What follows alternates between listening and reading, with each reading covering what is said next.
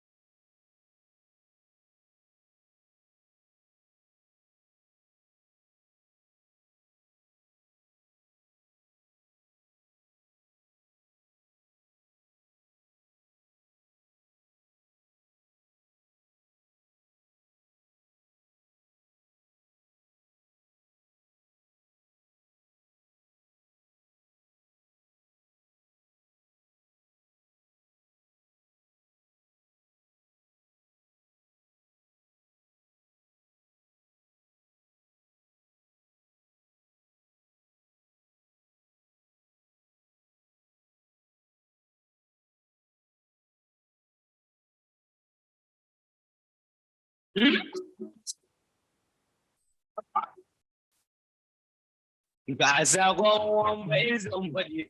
Gyara zama gwamnan Kebbi. Ka gyara zama ɗan ba gudu.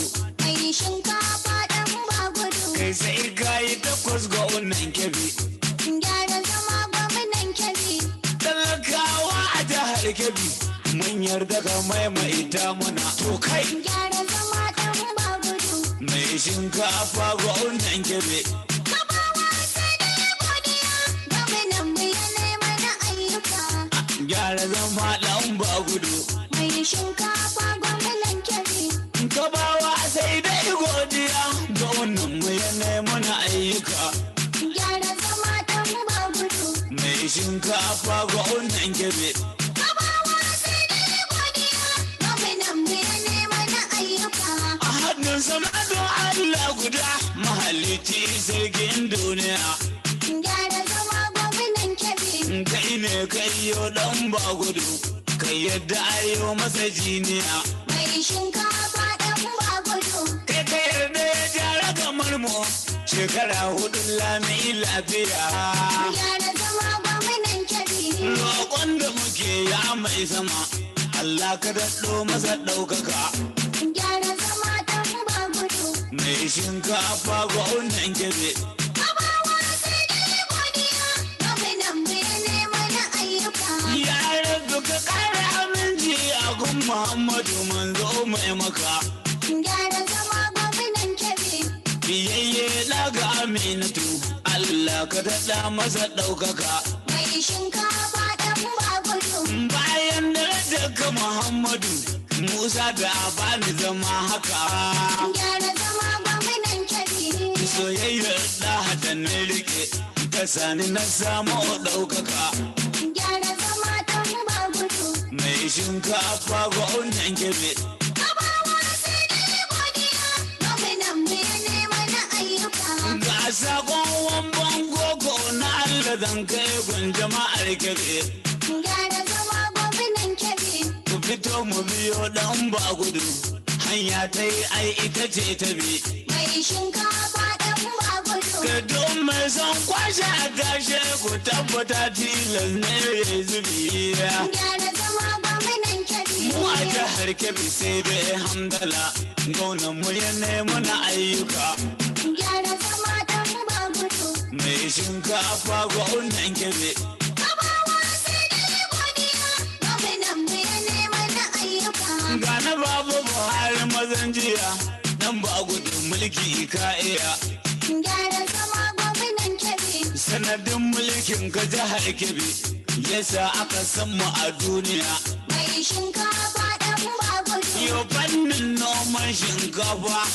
Mu ne na ɗaya a Najeriya. Gyara zama gwamnan Kebbi. Shekara hudu in har ka daɗa. Jiha ta za ta wuce haka. Gyara zama ɗan ba gudu. Mai shinkafa ga wannan Kebbi. Kabawa sai da godiya. Gwamnan mu ya nema na ayyuka. Jama'ar mu ku karkata kunnuwa. Na Allah ina so na kira. Gyara zama gwamnan Kebbi. Mu biyo tafiyar dan ba gudu. Mu guje layi yan damfara. Mai shinkafa ɗan ba gudu. Hanya mai kai mu gidan jiya. Al'umma sai mu yi hattara. Gyara zama gwamnan Kebbi. Tafiyar PDP kun sani. Gurin ta tallaka ya hallaka. Gyara zama ɗan ba gudu. Mai shinkafa ga wannan Kebbi. Kabawa sai da godiya. Gwamnan mu ya nema na ayyuka. Kai turmin dan ya kake ba gudu. Ka shanye dakan makiya duka. Gyara zama gwamnan Kebbi. Mai tsara kuma ya gaza. Ka zanga inji sha sassaka. Mai shinkafa ɗan ba gudu. Da ka zangwauna a jihar Kebbi. Talakawa sun sha harraka. Gyara zama gwamnan Kebbi. Burin muka maimaita muna. Allahu ya lamunce haka. Gyara zama ɗan ba gudu. Mai shinkafa ga wannan Kebbi. Kabawa sai da godiya. Gwamnan mu ya nema na ayyuka. Mai shinkafa ɗan ba gudu. Ki gudu sanyi maza gudu. Gyara zama gwamnan Kebbi. saba gona irin ka na duba har yankin kudu. Mai shinkafa ɗan bagudu. Mu al'ummar yankin Kebbi ya kyautu mu gode wahidu. Gyara zama gwamnan Kebbi. Lamba da yabo ka samu Baba Buhari yake ta faɗin haka. Gyara zama ɗan bagudu. Mai shinkafa gwamnan Kebbi.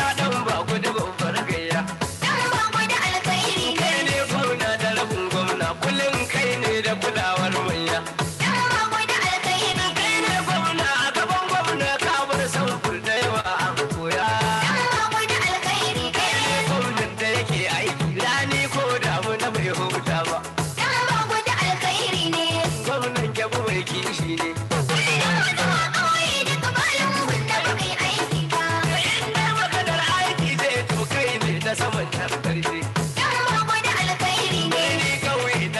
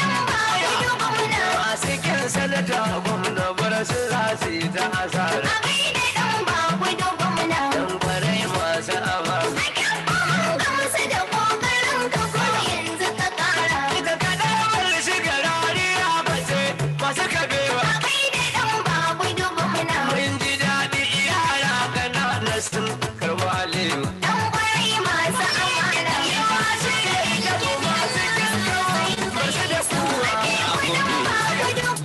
Allah haska a teku ba gudu. Allah haska a teku ba Zai jalali ka taimaki gwamna ba gudu. sa matsayinsa ya ƙara yin Kai sama. kuɗin daga hannu mi da ayi ka ba gudu gwamna ana kamar haka. Allah haska a teku ba Mun yi imani da tawassali da ayar da ta zo waje za su allaka. sa matsayinsa ya ƙara yin sama. Rabbana dan alkawarin da kai sa a teku na kyau ya kara ɗaukaka. Allah haska a teku Yaya, ba rabu dan darajar manzo Muhammad haifaffan da ular garin sa Makka. matsayinsa ya ƙara yin sama. Rabu dan su da rasuli ne a gaban ka a ran da ka ce ya zo maka. Allah haska a teku ba Mai shinkafa, sarkin noma, matawallan gundu. Ga daddagar kuma buɗe hannuwa. Allah haska a teku ba Ya Ar-Rahmanu ka halka ba a gudu. Ar-Rahimu ka kare ba a gudu. Ya Al-Malik ka halka ba a gudu. Al-Qudusu ka kare ba a gudu. Assalamu ka halka ba a gudu. Dan darajar manzo Muhammadu. Dan darajar manzo Muhammadu. Manzo na Mahmudu Ahid. Manzo na Mahmudu Ahid. Ya Al-Mu'minu. haska ba gudu. Ya Muhaiminu. Kara ba gudu. Al-Azizu. Haska ba gudu. Ya Jabbaru. Kara ba gudu. Al-Mutakabbiru. Kara ba gudu. Ya Al-Qadiru. Haska ba gudu. Al-Bari'u. Kara ba gudu. Al-Musawwiru. Haska ba gudu. Al-Gaffaru. Kara ba Rabu gudu. dan haramin Ka'aba da ke maka. Allah haska a teku ba Dan tawafin kullun da ake Rabu sa maka. matsayinsa ya ƙara yin Rabu sama. dan harami na Madina. Allah haska a teku ba gudu. Ya Qahharu. Haska ba gudu. Al-Wahhabu. Ka kara ba gudu. Ya Raziqu. Haska ba gudu. Ka Al-Fattahu. kara ba gudu. Al-Alimu. Haska ba gudu. Ya Qabidu. Kara ba gudu. Ya Al-Basidu. Haska ba gudu. Ya Al-Qabidu. Kara ba gudu. Ya Rabi'u. Haska ba gudu. Ya Al-Mu'izzu muna ta roƙo isa a ƙasa ka alawa ba gudu. Allah haska a teku ba gudu. Ya Al-Muzillu ka kauda duk wanda zai kawo cikas gaba gudu. Rabu sa matsayinsa ya ƙara yin sama. Ya Al-Sami'u kana ta jin lafuzan da muka yi a kansa ba gudu. Allah haska a teku ba gudu. Ya Al-Basiru kana ganin dukkanin niyyar mu a kansa ba gudu. Rabu sa matsayinsa ya ƙara yin sama. Ya Al-Hakamu sa hukuncin kasar mu a hannun gwamna ba gudu. Allah haska a teku ba gudu. Ya Al-Adal sa mutane su gane adalcinsa ba gudu. Rabu sa matsayinsa ya ƙara yin sama. Ya Allah ka sauƙaƙa dukkanin hanya nasara gaba gudu. Allah haska a teku ba gudu. Ya Alkabiru ka bayyana dukkanin nasarorin gwamna ba gudu. Rabu sa matsayinsa ya ƙara yin sama. Ya Alhalimu ka sa ya ture dukan sharrin makiyansa ba gudu. Allah haska a teku ba gudu. Tauraro hasken mutankai A kore bakan gizo gwamna mai kuma kebi. sarkin noma mai mutankai. Kai kai sanadin yunwa ta barkebi. Ya Azimu Haska ba gudu. ya Ka Gafuru kara ba gudu. Ashakuru Haska ba gudu. Al-Aliyu Kara ba gudu. Al-Kabiru Haska ba gudu. Al-Hafizu Kara ba gudu. Al-Muqitu Haska ba gudu. Al-Hasibu Kara ba gudu. Al-Jalilu Haska ba gudu. Rabu dan darajar manzo Muhammadu. Allah haska a teku ba Kai dubin nasara ka a teku ba gudu. sa matsayinsa ya ƙara yin sama. Jagoran kyabu gwamna ba gudu. Ba a jagoran kyabu gwamna ba gudu. Wanda ya sa yunwar kansa gudu. Da ya doso yunwa take gudu. Ya Karimu. Haska ba gudu. Arraqibu. Kara ba gudu. Ya Mujibu. Haska ba gudu. Alwasiu. Kara ba gudu. Alhakimu. Haska ba gudu. Alwadudu. Kara ba gudu. Ya Majidu. Haska ba gudu. Albaisu. Kara ba gudu. Ashahidu. Haska ba gudu. Alhaqu. Kara ba gudu. Alwakilu. Haska ba gudu. Alkawiyu. Kara ba gudu. Rabu dan sirrin da kuka yi da annabi. Allah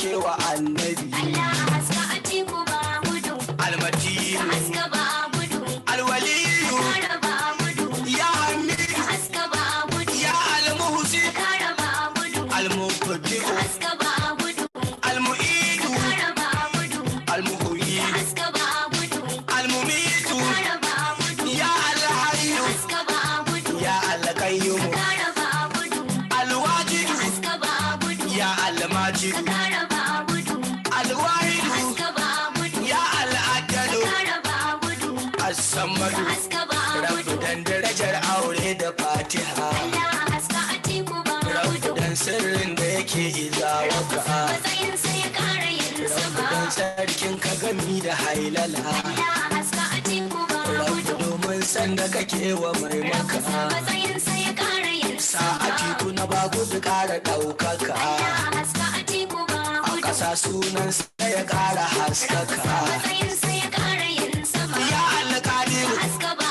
gudu almuqtadiru kara ba gudu almukaddiru haska ba gudu almuakkiru kara ba gudu ya al'awwalu haska ba gudu ya al'akiru kara ba gudu ya al-zahiru haska ba gudu ya al-batinu kara ba gudu alwali haska ba gudu almutaali kara ba gudu ya al-baru haska ba gudu at-tawwabu kara ba gudu al-muntaqimu haska ba gudu al-afu kara ba gudu ar-ra'ufu haska ba gudu malikul mulki kara ba gudu bil jalali haska ba gudu wal ikrami kara ba gudu protocols don Allah haɗa ma mutanen da a waje kowa ya shigo ciki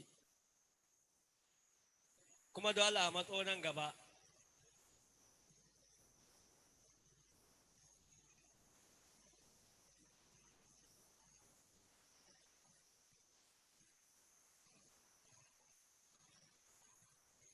don Allah a shigo please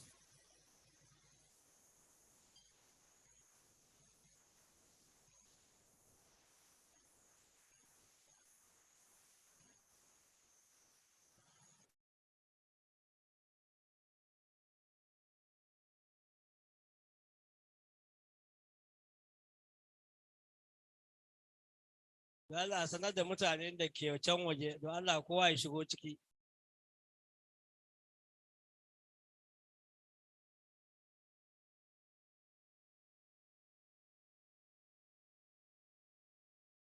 da zarar mai girma SSG ya zo za mu dan soma kamin isowa mai girma gamna shi ma insha Allah yana mun tafi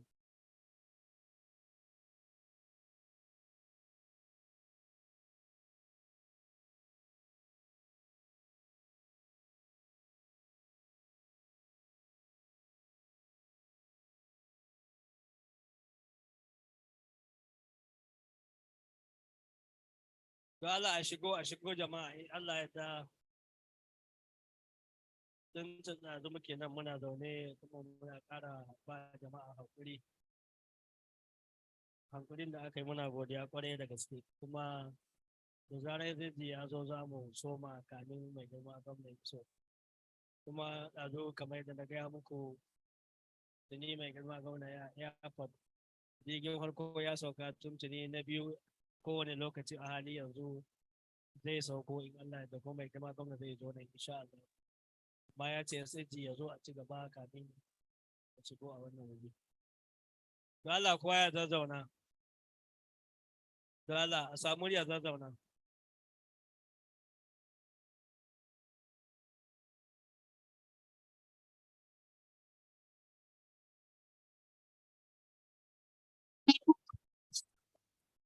ya wani na muka yi luwa yau kaga cinya ni ka gaisuwa dabo a tudu kada akwai sai luwa abin mai guga a kana shanu sai an yada akan yi tsanduwa yau kaga cinya ni ka ya gaisuwa baka ce yan sarki na mu dan gida a abin mai guga a shanu mun san gawayi ga maganin ƙura yau kaga cinya ni ka zaki na gaisuwa gona a teku namu mai gida mai shaida guga a shanu rige mu amana babu amara yau kaga cinya ni ka gaisuwa wannan zanti namu jarumin kwarai abin mai guga a shanu ake na magauta sun sani sare yau kaga cinya ni ka gaisuwa da huwa na gona dan kware abin mai goga a shi ya da kuna ce a kira shi sakare yau faga cinani ga waziri ne yau ni ke ni ka gaisuwa mai goga a shi ya wuri ne ina ku yan uwa yau faga cinani ga jarumi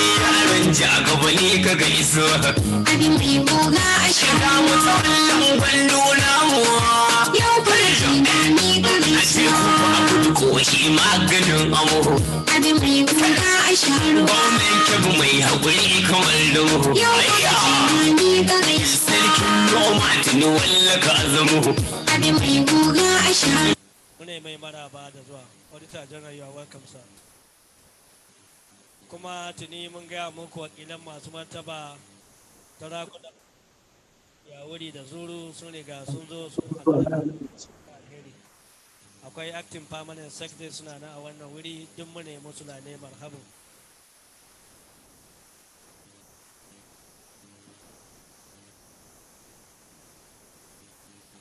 mune ayya ashe ga wata waka mun yi sabuwa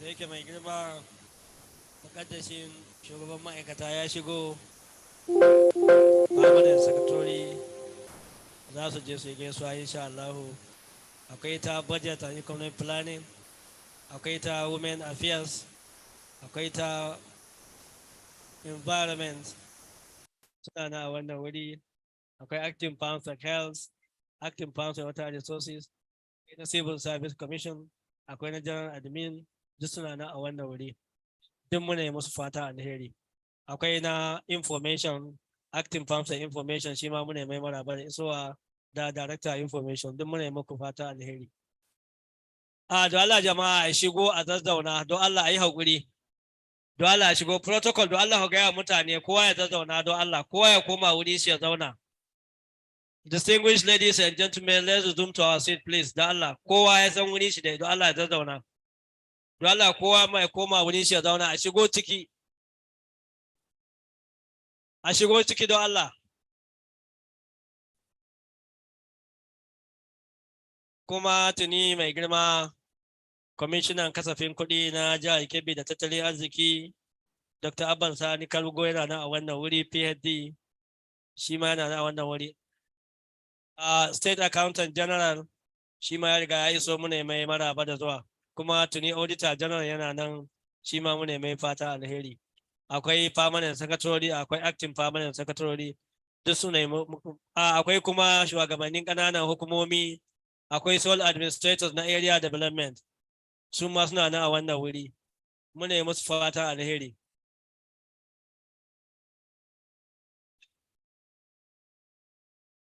don Allah har wa yau dai don Allah na waje a shigo ciki don Allah saboda a zo a soma a sallami mutane a yi haƙuri tun da sahi ake nan zaune akwai uzura don Allah jama'a a yi haƙuri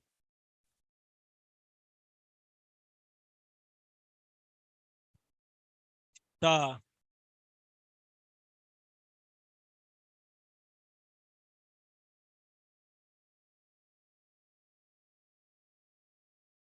don Allah a shigo ciki a shigo don Allah protocol don Allah a haɗa ma jama'a a shigo ciki don Allah masu jawabai a yi haƙuri a je straight to the point don Allah saboda mutane dai tun da safe suke nan zaune don Allah idan an ka zo jawabai don Allah a takaita a yi haƙuri mutane na lalurori kuma akwai udari kuma tun da safe ake nan da Allah a yi haƙuri to yanzu kuma permanent secretary na Ministry for Local Government and Chieftaincy Affairs ya shigo a wannan wuri Honorable Muhammad Umar Yaddu Muhammad Umar Sani da ne mai maraba da zuwa don Allah jama'a a shigo protocol don Allah ku haɗa musu already ga commissioner ga acting head of service ya zauna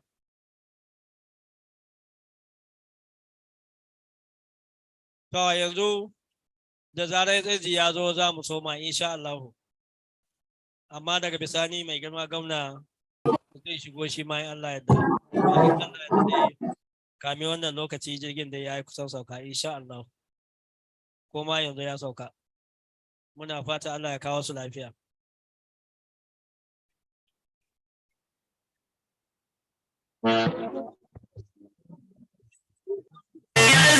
Butuna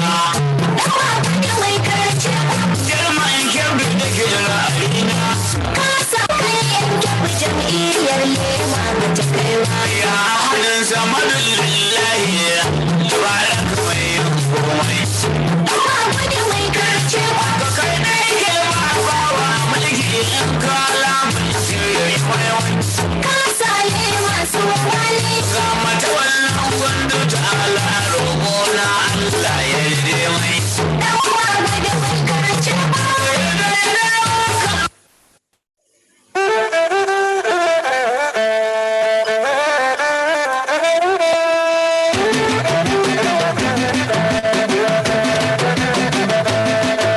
ku zo mu gano gama na Kebbi sila zati ku ba gudu ba mana ne mai martaba mai kokari da talakawa ku zo mu gano gama na Kebbi sila zati ku ba gudu ba mana ne mai martaba mai kokari da talakawa gwamnati ku ba gudu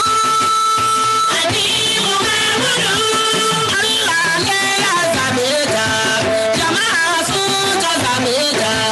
Da zama kuma da jami'a sun sa ni mu ba gudu da yayi da taimakon kasa.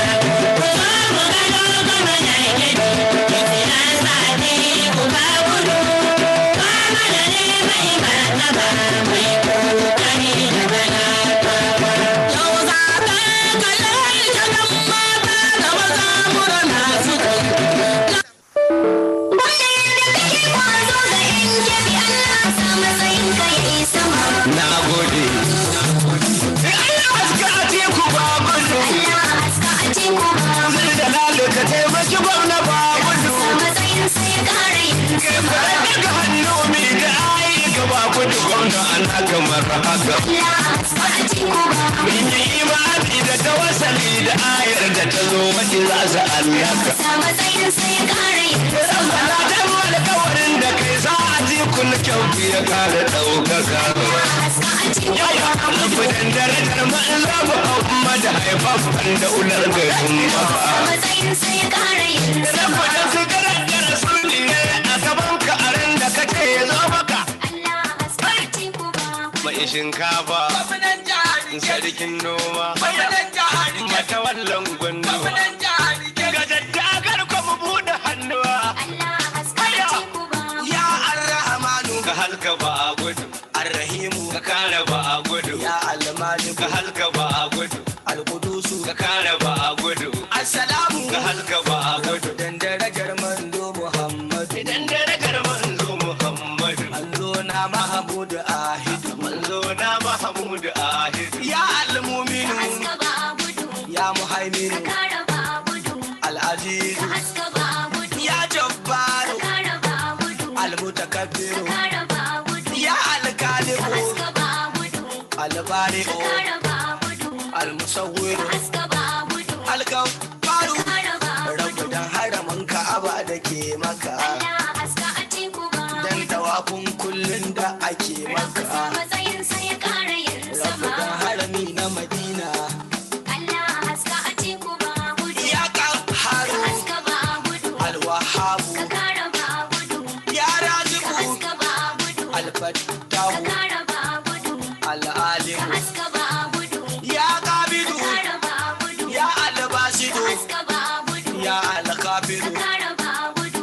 Ya Rabi'u. Haska ba gudu. Ya Al-Mu'izzu muna ta roƙo isa a ƙasa ka alawa ba gudu. Allah haska a teku ba gudu. Ya Al-Muzillu ka kauda duk wanda zai kawo cikas gaba gudu. Rabu sa matsayin sai ya ƙara yin sama. Ya Al-Sami'u kana da jin lafuzan da muka yi a kansa ba gudu. Allah haska a teku ba gudu. Ya Al-Basiru kana ganin dukkanin niyyar mu a kansa ba gudu. Rabu sa matsayin sai ya ƙara yin sama. Ya Al-Hakamu sa hukuncin kasar mu a hannun gwamna ba gudu. Allah haska a teku ba gudu. Ya al'adar sa mutane su gane adalcinsa ba gudu. Rabu sa matsayinsa ya ƙara yin sama. kuma tuni shugaban acting head of service wato shugaban ma'aikata na jihar Kebbi Alhaji Safiya da Garba Bena ya riga ya shigo.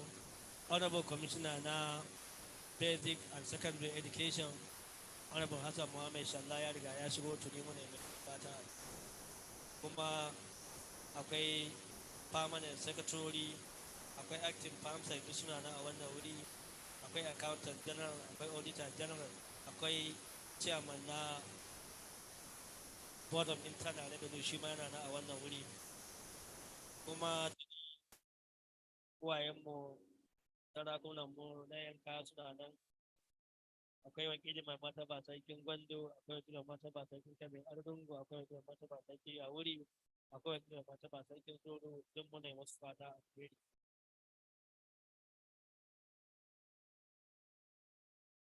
Akwai special advisor ga mai girma gwamna on entrepreneurship, Dr.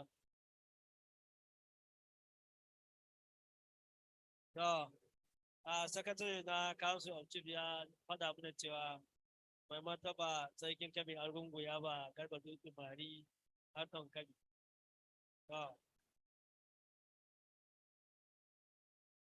Harton Kebbi barka da zuwa. Alhamdulillah cikin Kabawa.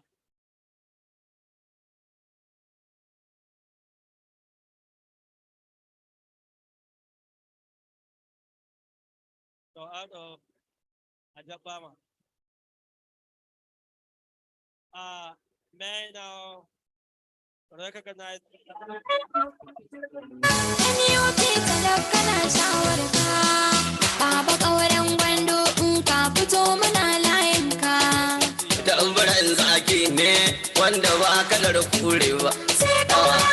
Tauraro ne wanda ba kalar wancan ba. Sai ƙaura. Mai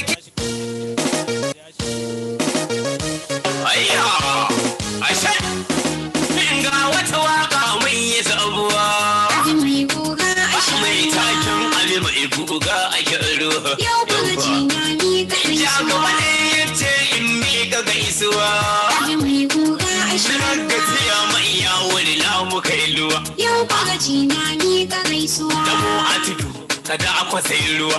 Abi mai guga a Kana sharuwa. sai an yada akan yi tsintuwa. Yau buga jinani ga Ga gaisuwa. bakaje yan tsirtsi na mu ɗan gida. Ashe Abi mai guga a sharuwa. kun san gawayi na maganin ƙura. Yau buga jinani ga Zaki na gaisuwa. gona a jiku namu mai gida mai shaida. Guga a sharuwa. Rige mu amana babu amara. Yau buga jinani ga Baban gaisuwa. na gamji namu jarumin ƙwarai. Abi mai guga a sharuwa. Ka kera maka wuta sun sani sare. Yau buga jinani ga gaisuwa. Babban da huwa na gona ɗan ƙwarai.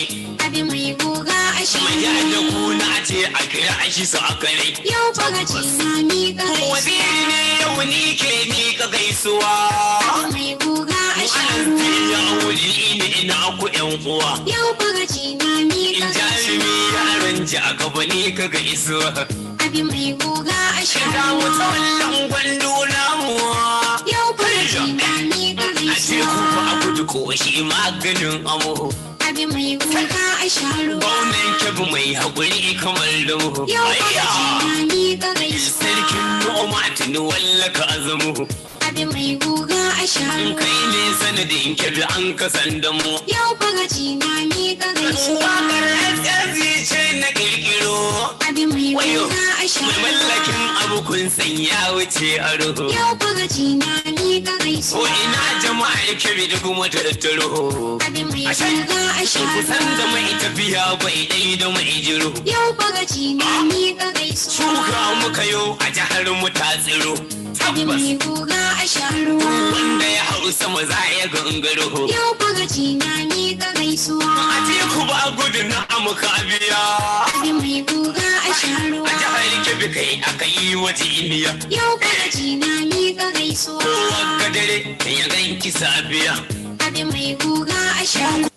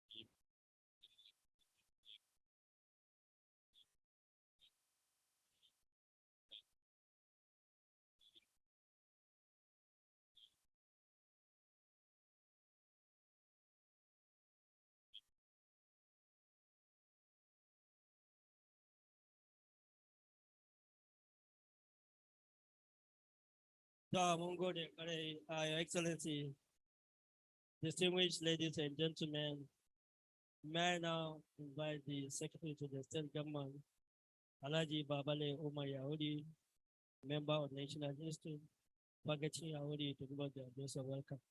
Mayam. I said, ga wata waka mun yi sabuwa. Mai guga a Mai takin abin mai guga a gyaro. yau bugaji na mi Ja gaba ne yace.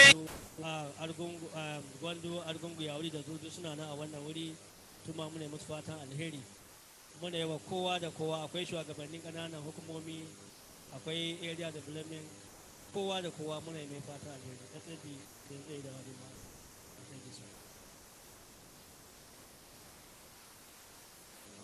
أعوذ بالله من الشيطان الرجيم بسم الله الرحمن الرحيم. Members of the State Executive Council, members of the House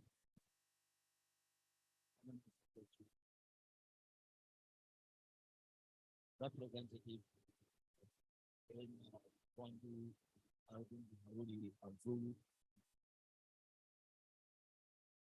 members of civil society, distinguished ladies and gentlemen, numerous of whom I cannot mention one by one. As you are aware, His Excellency is on his way this journey. However, he has requested us to begin the program to join us immediately from the airport.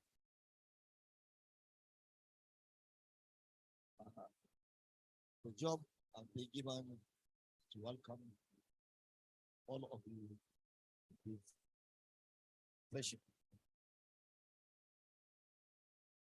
We know this is the first number 4 time that we are going to hold town hall meeting on the budget to 2023. The purpose of it is for us to look at it critically, analyze it, so that it will be to the interest of the general public and to cover most of the things that the society needs. I believe the former budgets which we analyze here have impacted in the lives of majority of us. This has made it that in 2020, the state came first in all indices of good governance, which I believe the 2021 we are also going to make it in the first position. Each and every one of you is free to ask questions. There are a lot of people here who will answer those questions. It is only opinions that cannot be adequately answered. But when you have question, it can be answered. Let me also seize this opportunity to thank Ministry of Budget and Economic Planning for a job well done in the past at least 4 years. This budget session will be the last for this administration. And I believe we have to critically look at it so that it will be for the benefit of people. I welcome all of you to this session.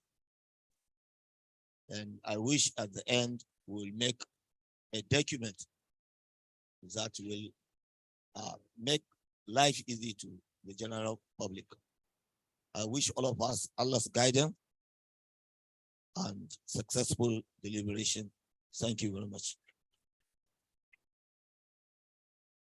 Thank you very much, SOG.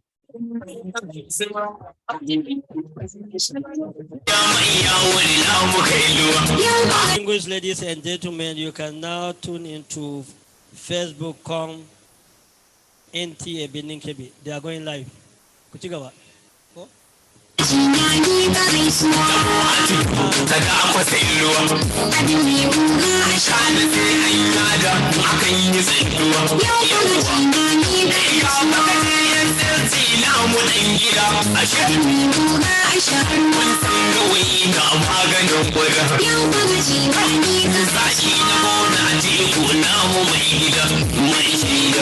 Ko da kalci duk abin da ka iya yarenka kana iya yi.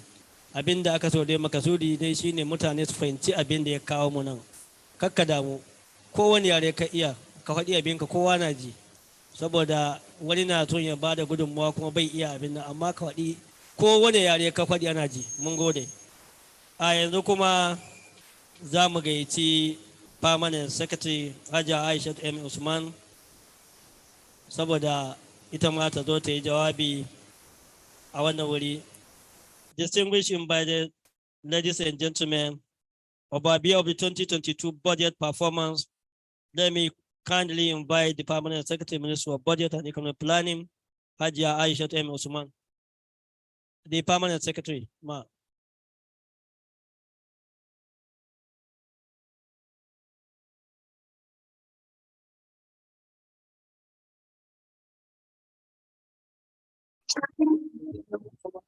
Abu Amada.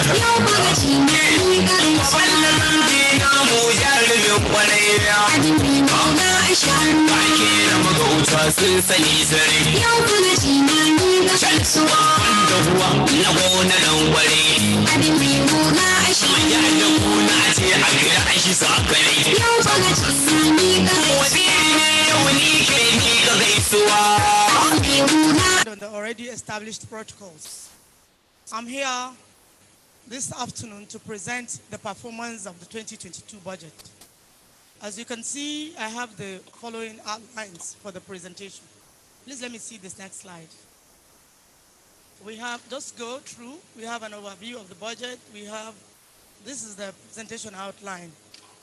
So by way of introduction, please go to the introduction.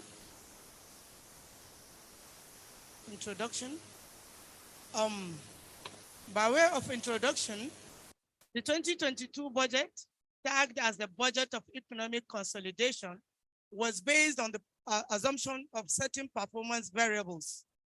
And these were, number one, the benchmark oil price. We had assumed that the oil price will be sold at $60.74 per barrel of oil.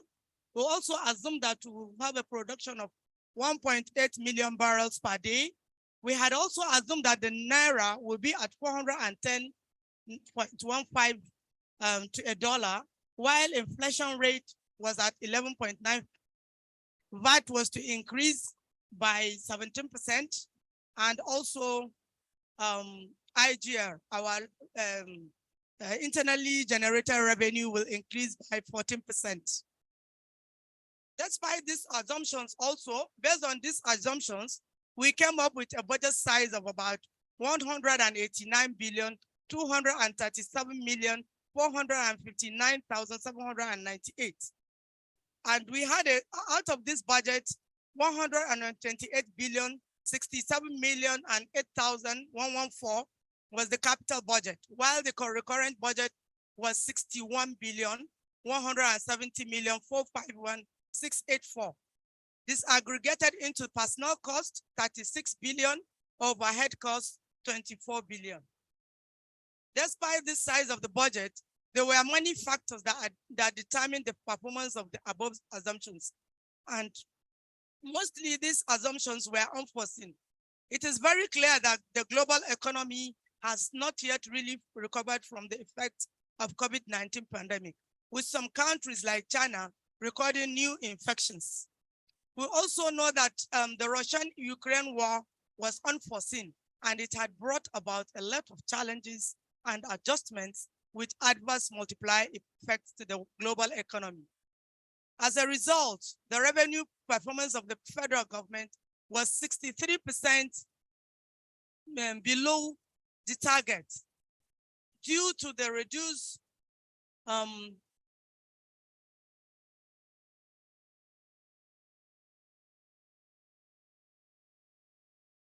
due to the significant oil production for shortfalls and high fuel subsidy cost.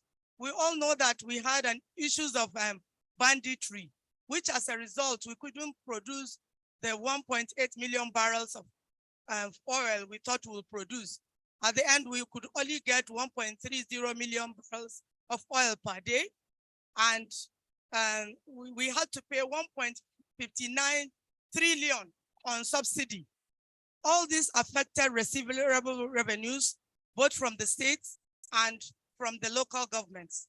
So by the end of September, this was the position of things. If you look at the 2022 revenue budget for IGR, we thought we'll receive about 14,249,106,950. But by September ending, we could only get 5,789,382,586, which is just 41% of the envisaged revenue. Statutory allocation, we had thought we'll get 51 billion, but by September, we only got 29 billion. And this is 57%, which shows that we have a 43%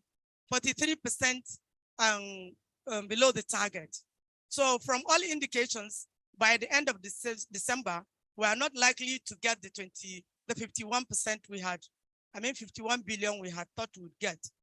For value added tax, this was proposed at 20 billion. And by September, we had actually received more than 20 billion. And you could clearly see that value added tax performed 5% above the estimated cost. For our opening balances, in our 2022 budget, we had about 6 billion. But in actual fact, by the end of September, we had over 14 billion in bank balances, which is over 200% performance. Internal loans. Internal loans, we proposed 9 billion. So, but by the end of September, we had 69 billion. This was because we unexpectedly got the CBN bridging loan that was to have been paid in 2021. But about 3 installments were paid in this 2022. So we had about 10 billion, no, about 12 billion from the bridging loan. We also had family homes loan. We had the CARES grant, which we got about 900 million. So all this culminated into 16 billion, which is about 186%. For the external loans, we also got more than what we bargained for. Then for grants, our grant size was 47 billion. But by the end of September, we only got 10 billion, 927 million for external grants. So all this, at the end of the day, what we have as the total, we also had other FAC that we thought we'd get 3 billion, and we got more than 3 billion. Then capital development funds was at 45 billion, but we could only get 18 billion. I want to say a little about these capital development funds. These capital development funds, they are not actually funds or receivable revenue coming into the coffers of the state government. They are all program-backed funds. Like for instance, we have funds from the tertiary institutions. We have funds from our development partners. All of these loans, all of these funds accumulate into this 45 billion. And by the end of the day, by the end of September, if you look at the actual conceived revenue of about 189 billion, 237 million, 459,798, out of this, what the state got was 100 billion, 351 million, 652. But bearing the fact that not all these funds are revenues coming into the coffers of the state, going into the TSA account. I told you that some of these funds are program-backed funds. So if you look at the graphical presentation, you see that our Abdullahi change.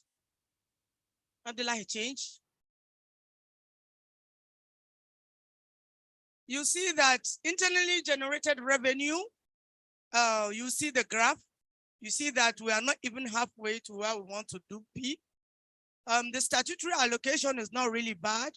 Despite all the challenges of the global economy, we were still able to get this much from statutory allocation. Of course, our VAT performed well, opening balances, internal loans. You'll see all the topographical presentations. At the total end of the day, you see the budgeted and you see the actual performance in a graphical presentation.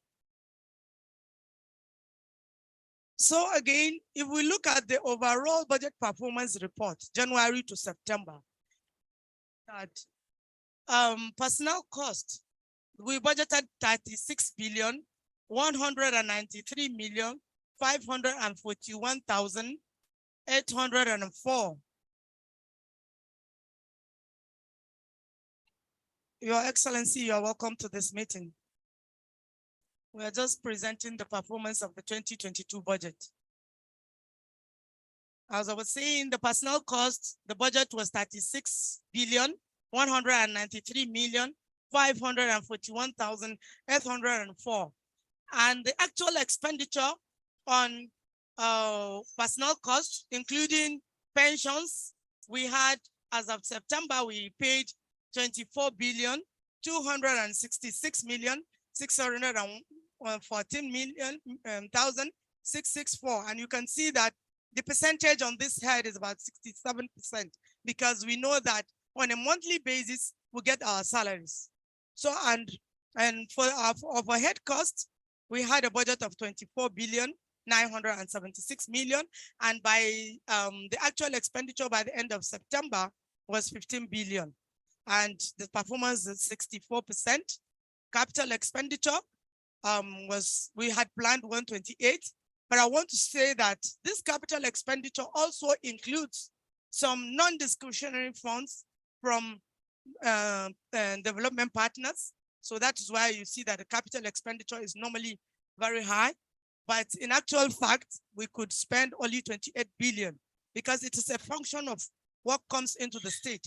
And sometimes we are not able to get all the performances from our development partners. I want to use this medium to call on them to please, as a matter of fact and urgency, to always surrender their capital expenditure performance so that at the end of the day, we could improve the performance of the budget. So by September ending, our budget was 189, including about 93 billion that is partner funds, capital development funds, grants, which was about 93 billion. So our expenditure was 68 billion, which is about 36% performance.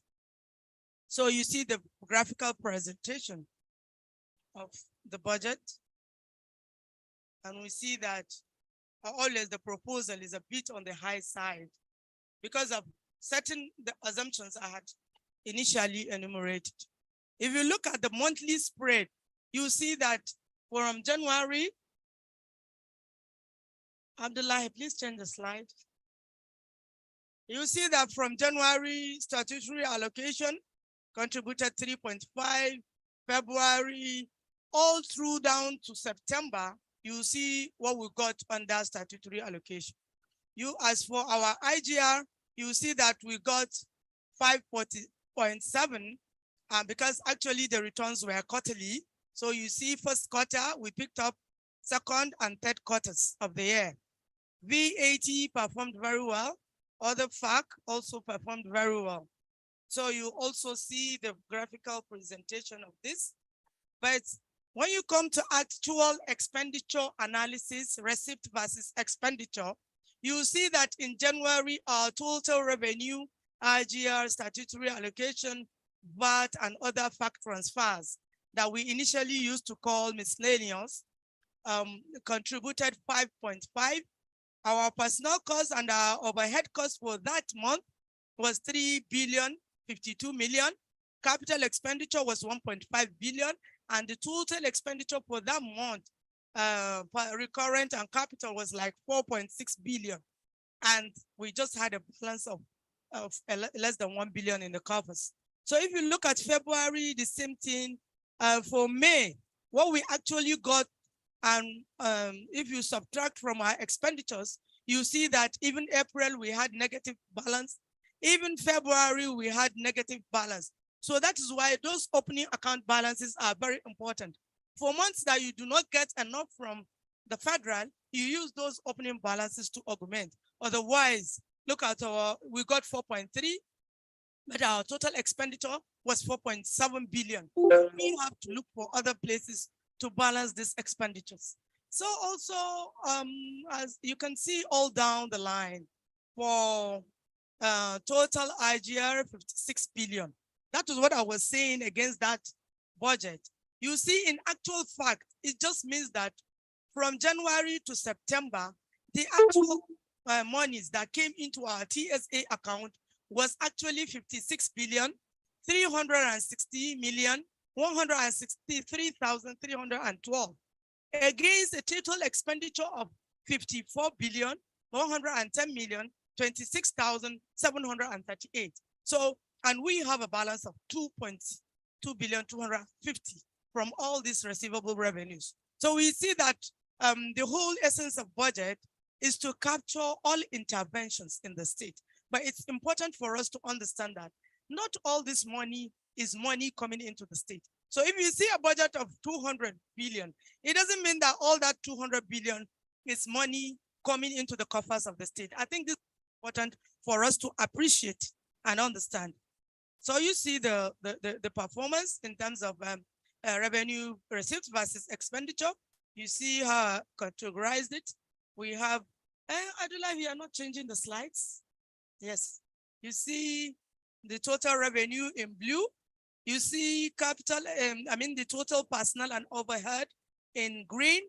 You see the capital expenditure in orange, and the total expenditure on capital and on current, it's competing with the provision actually. So also for all the months as depicted there. You see the total, the overall big total lines, total revenue, you see the revenue there. Then you see the total expenditure, because I've told you that total expenditure is even higher than the revenue because of our opening bank balances, because of our savings, you know.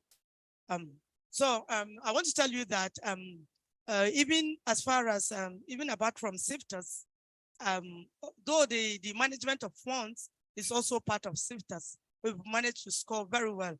And we've just received numerous awards. His Excellency just collected just 2 days back. We have Your Excellency. So I just want to show some capital projects executed between January to September. We paid international scholarships for our students studying in India. We pay, the state is one of the states in Nigeria with highest security. We are very grateful to God, and we remain grateful to His Excellency. We've spent a lot on security for all of us to be here today. We constructed 500 housing units, termed Bagudu Housing Estates, which we hope by December, those houses will be ready for commissioning, inshallah. Then we've constructed hand pumps and motorized boreholes. We supplied water and rural electricity across the state. We also have a very important program that is impacting positively in the state. That is the Agile program. When they are into construction, renovation of classrooms, provision of toilets and water pumps across all our secondary schools in the state. We also purchased transformers and electrified some towns and villages, renovated schools.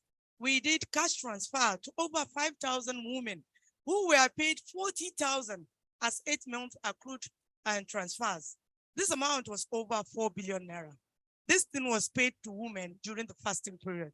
And we've just been told reliably that another batch of 76,000 beneficiaries who are women who will be paid about 90,000, inshallah, by the end of this month. We have we have construction of township roads and rural roads, construction of mosques and Islamiyas. We have implementation of Bagudu Cares program, which is the World Bank program that is also targeting farmers, but that is the Fadama program. We have the CSDP program, which is giving livelihoods to over about 1,950 beneficiaries, giving them livelihood grants of over 100,000 naira. Then we have the cash transfer program under the CARES program is also supporting 1,950 beneficiaries. They are going to be given 10,000 a month for about 18 months. Then we have renovation of hospitals, across the. So I also drew a map of Kebbi depicting all capital projects and their location in the state to move the state forward from just the talks. So Abdullahi, if you project, we see that if you please just zoom it a little, we see where you see the first legend like a moon, we have rehabilitation and construction of mosque and Islamic. This is all around the local governments of the state. Then we have reconstruction, rehabilitation and construction of hospitals. It's also, show the map, Abdullahi. Let's see, just show the map where these projects are located. We have provision of housing estates, which is mostly domiciled here in Kebbi, in Birnin Kebbi. We have rehabilitation and construction of schools. We have provision of boreholes. You see where you see yellow rectangle, that's where schools are being renovated. Where you see like this blue, touch on the blue, yeah, that is where provision of boreholes and storage tanks. Then where you have something like this car is constructing and upgrading of rural and urban roads. We have supply and installation of transformers. And we also plotted the NG Cares program. You can see from this map, started around the state. I don't know who touched the wire. Underline. What happened? What happened? Huh? Light. Okay, so sorry for that. I had some capital implemented, executed in the state, so that at least you see that I'm not just talking book. We actually have some projects that were implemented, and we had pictures of them. And because the light has gone, maybe they will just stream it after after the presentation. So in conclusion, I wanted to say that the 2023 budget economic consolidation has performed very well despite the challenges that and has succeeded in consolidating the gains of this administration. Once again, I want to thank you so very much for listening. Thank you. Hello, Tosin.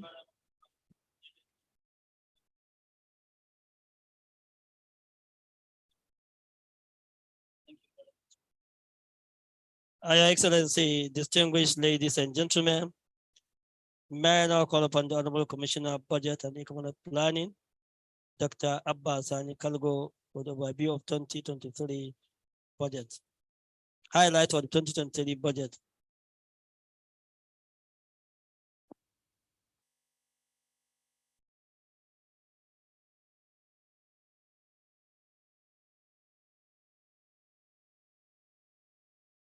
The Honorable Commissioner, sir.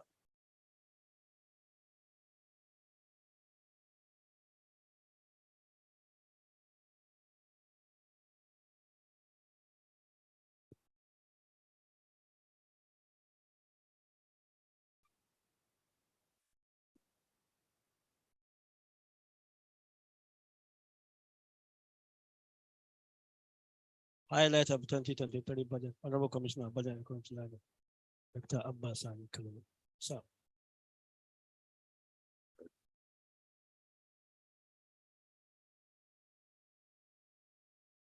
Thank you very much.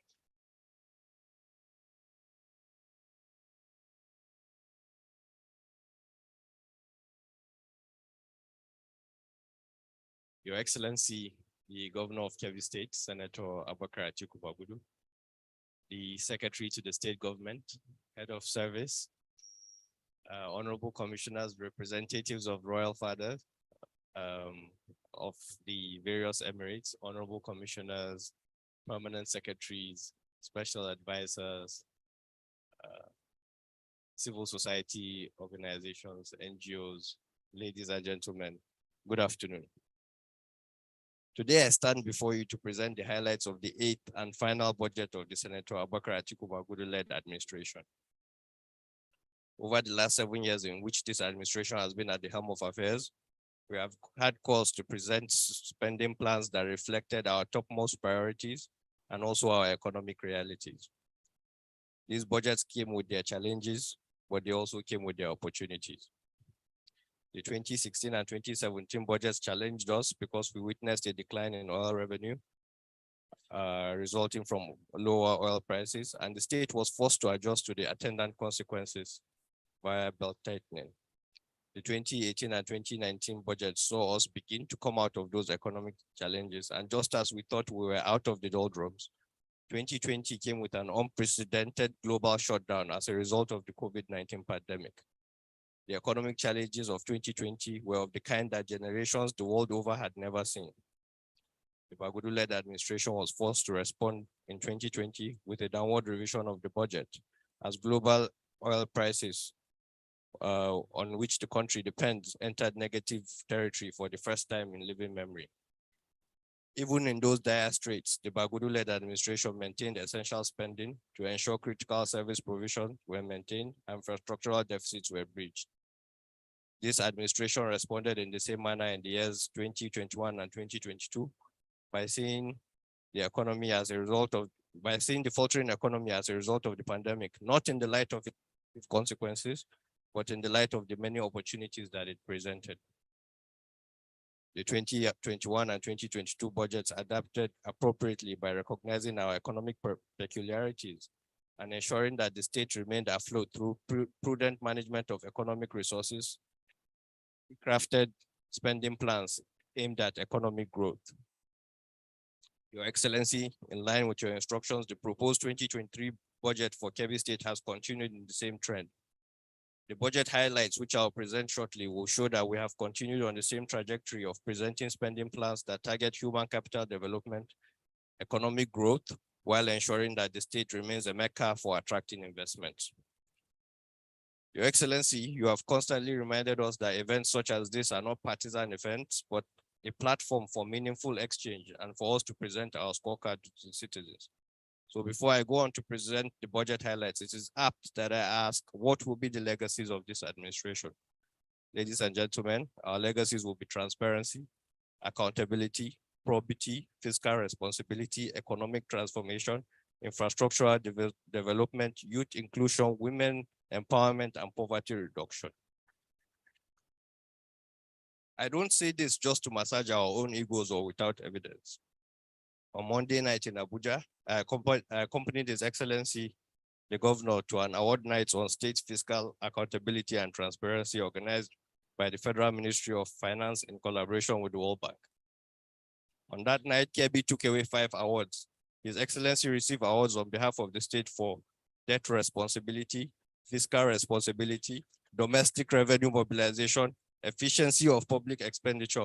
And for the year 2020, Kebbi placed first position in the state SIFTAS program for results, receiving over $18 million as rewards for meeting transparency and accountability targets.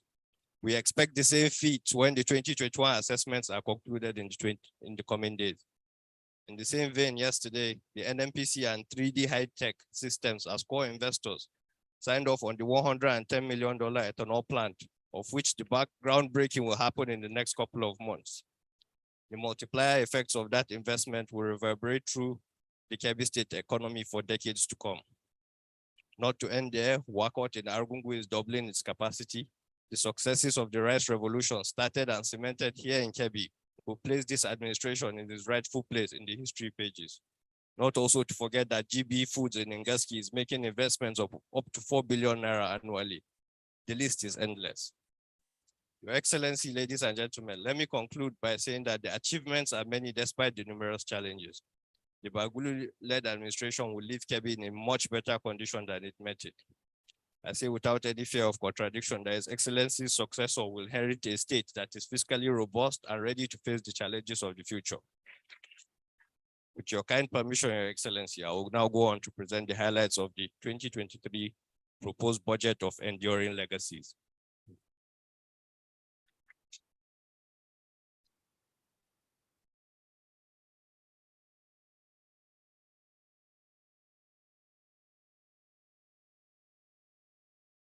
So the contents of this presentation, as you can see, I will first present the basis for which the budget was prepared.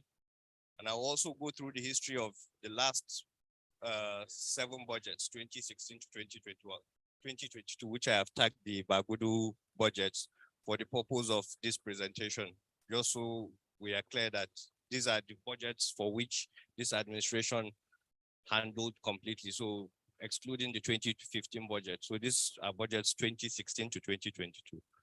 And we'll do that for the revenue and the expenditure side. We'll also go through a debt sustainability analysis, so we know the position of the state in terms of debt. And then I'll go on to give you the key points of the proposed 2023 budget. I'll explain where we expect the revenues to come from. I will go through the budget in the 2023 budget in numbers, and I'll point out the top capital projects before I conclude. To begin, the 2023 budget was prepared in line with the Kebbi State 2023 to 2025 medium-term expenditure framework. The 2023 budget is based on a benchmark oil price of $57 per barrel. Oil production is benchmarked at 1.8 million barrels per day, and inflation is estimated at 20.77%, with an exchange rate of 440 naira to the United States dollar.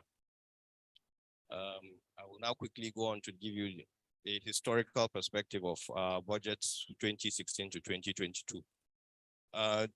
This graph you see, this pictorial representation is fact statutory allocations accruing to the state between 2016 and 2022. What you see in the blue bars are the budgeted figures, and the orange bars are what we received. So for 2016, we got 21.5 billion against the budgeted 37.5 billion. For 2017, 29.9 billion against the budgeted 26 billion. For 2018, we got 44 billion. This was when the oil prices had started to climb up again, against the budgeted 35 billion. The same trend in 2019, and then you can see a decline of 17% in 2020. That was the year that COVID hit us, and you can see that we saw a decline in statutory allocations in line with the economic realities, even though we did surpass the expected, the budgeted revenues, but it was still below that of 2019. 2021, we got 37.39 billion against the budgeted 42.11 billion. The 2022 fiscal year is not over yet. That is why you can see that there is no orange bar, but the permanent secretary in her just concluded presentation has given you highlights of that. And then the same trend is for the value-added tax revenues from the central pool. You can see, of course, there's a steady increase between 2016 to 2021. Again, 2022 fiscal year is not concluded. So as soon as that is, the year is over, we will update these graphs and share by the end of the first quarter of 2023. Again, this graph shows the IGR revenues for 2016 to 2022. Now, this is one that we're particularly proud of because if you look, there is a steady increase. If you look at the orange bars, you can see how well the administration has done between 2016 and 2021, constantly increasing the revenue generated by the state from 3 billion in 2016 to 13 billion as at last year, and we expect the trend to continue this year. These are grants budgets. The permanent secretary gave a good account of the grants, and you can see again, even though this is not spending from by the state, but by development partners and others, and maybe a couple of grants that we get also from development partners. These are other federation account receipts. So these are refunds for maybe roads constructed and stuff, other stuff like that. So in essence, we tend to budget, we tend to hope that the federal government will return some of these revenues. They don't come as much as we like them to, but as you can see, the performance has been not as much as we projected over the last 7 years, sorry.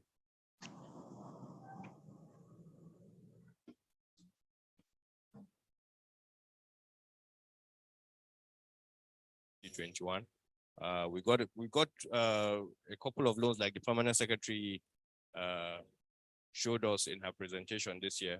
So expect the loan performance for 2022 to be much better than the previous years.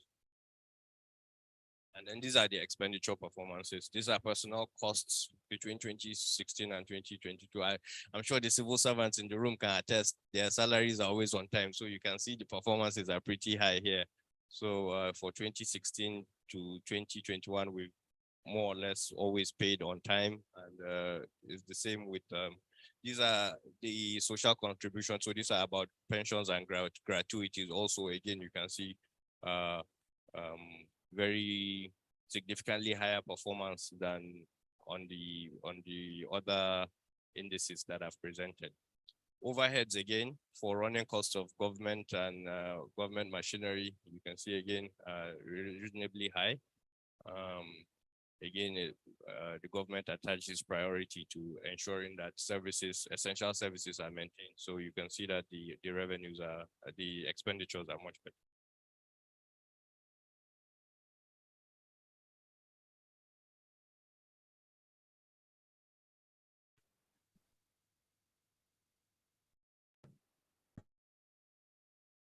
Okay, thank you. And these are budgets for capital expenditure.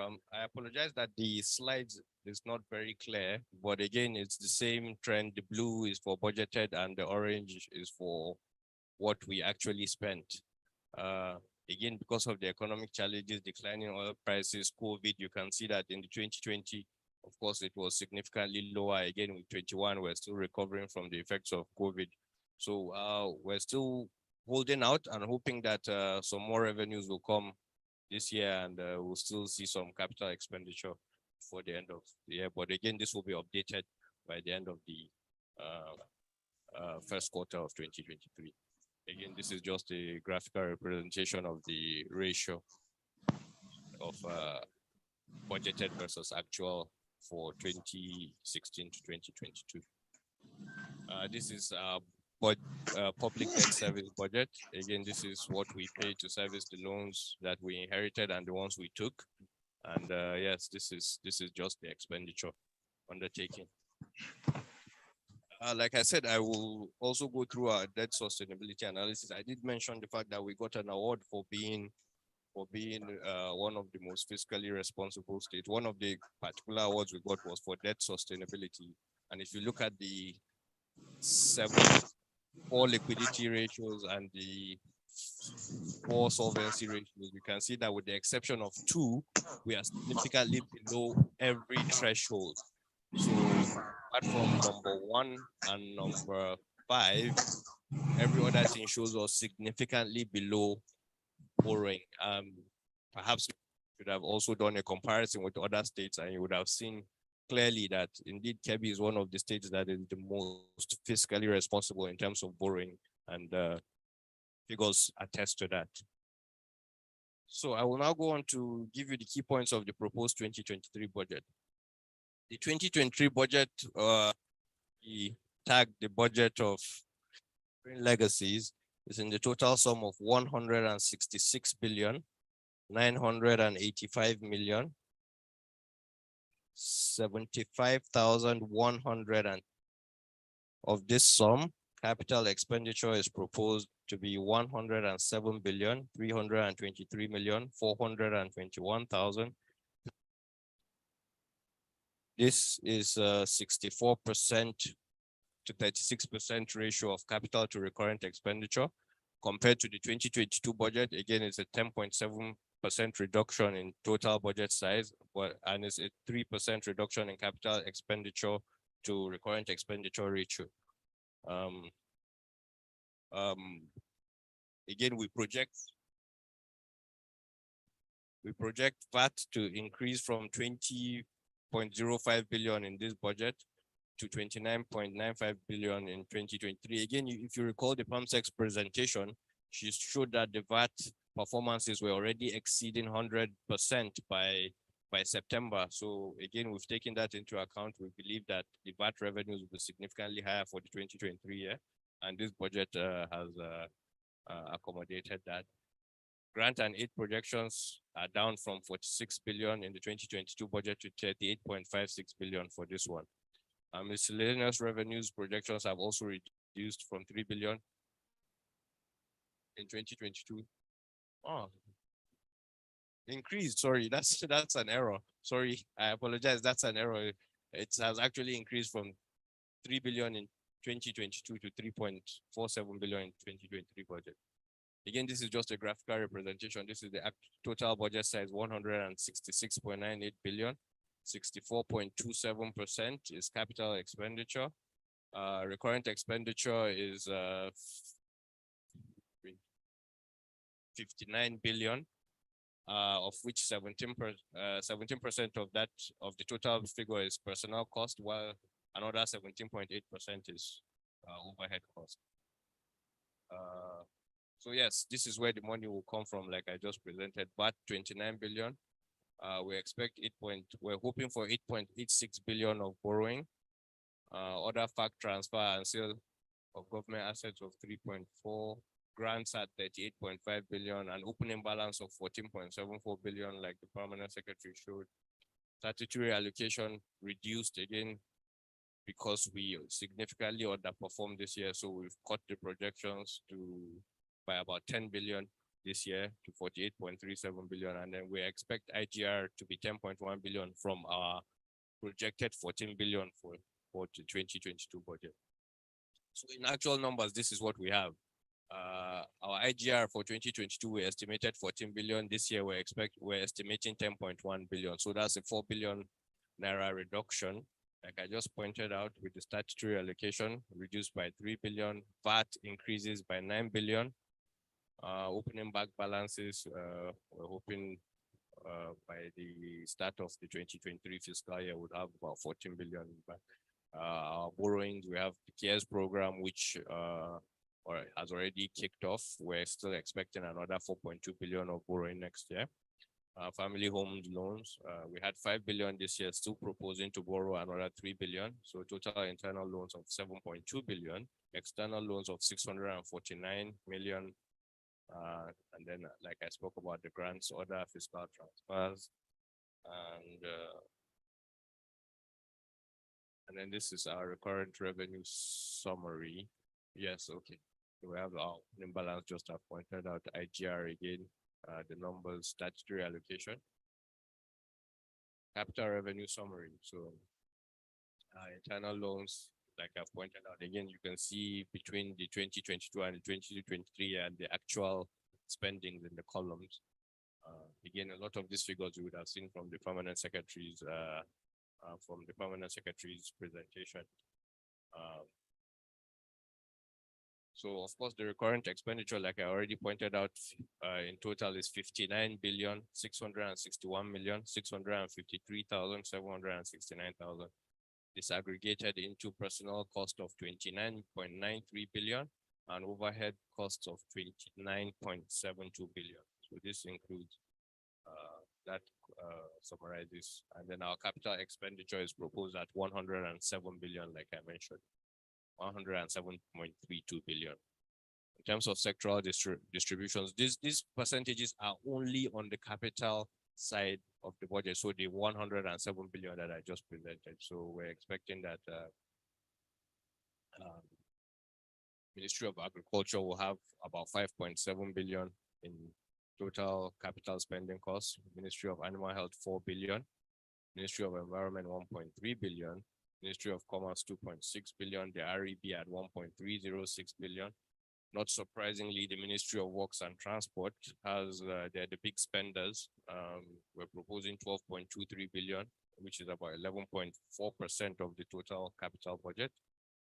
We see with the Ministry of Secondary and Basic Education, 4.6 billion, higher education, 5.3, the State University, 0.5 billion, SUBEB, 5.9 billion, 6.3 billion, representing 5.9% of capital spending. The Ministry of Health at 5.83 billion, the Healthcare Development Agency, 2.9 billion.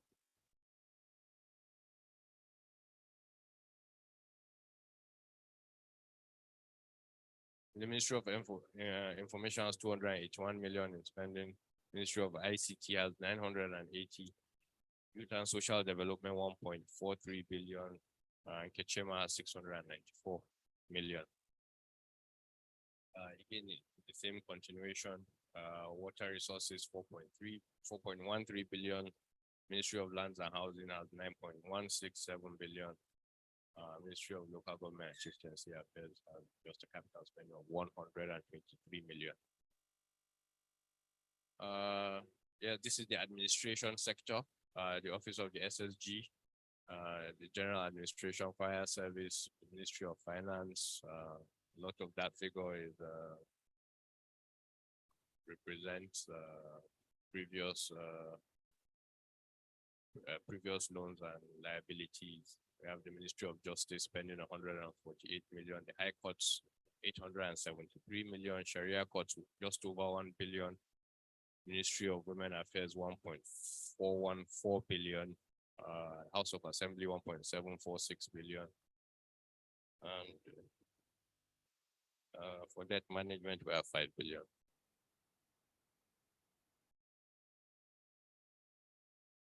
The top capital projects, again, not surprisingly, you can see the priorities: basic education, 6.3, construction of roads. This is aggregated, by the way. Construction of state and rural roads, 6.2 billion. Like I pointed out in the previous slide, outstanding liabilities, 5 billion. 3 billion towards the continuation of the construction of the state secretariat. 3 billion in feeding welfare support to schools. Infrastructure support for state housing program, 3 billion. The agile program implementation, 2.7 billion. Rehabilitation of roads, 2 billion. Provision of grazing reserves, 2 billion. Another rehabilitation of trunk C roads, not truck, trunk C roads, 1.4 billion for payment of other compensation, and 1.2 billion for rural electricity. Again, the integrated help program is 1.2 billion. Again, we tagged any project above 1 billion as what we call top capital projects. So projects that are below 1 billion are not listed here, but any spending above 1 billion in capital has been tagged as a top capital project, just because we put that threshold of over 1 billion.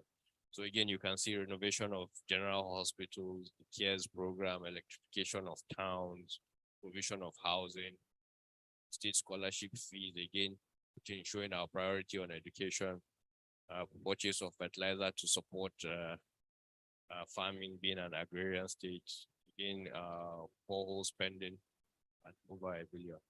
So, ladies and gentlemen, to conclude my presentation, the 2023 budget of Enduring Legacies is aimed at growth and human capital development for sustainability. As I showed you, 64% of that budget is capital spending, of the proposed budget is capital spending. As you saw, education, agriculture, health are prioritized. This is not to say other areas, but these are the areas which we have given key recognition to. Thank you very much. Thank you very much.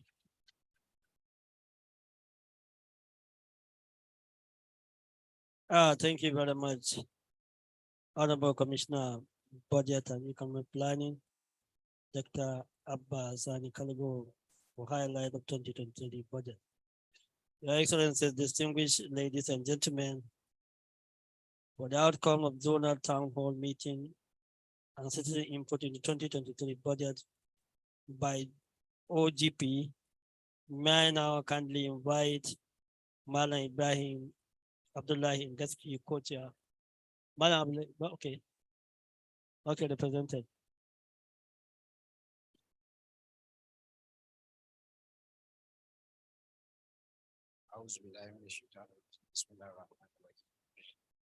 Your Excellency, the Executive Governor of Kebbi State, Senator Babudu, is where.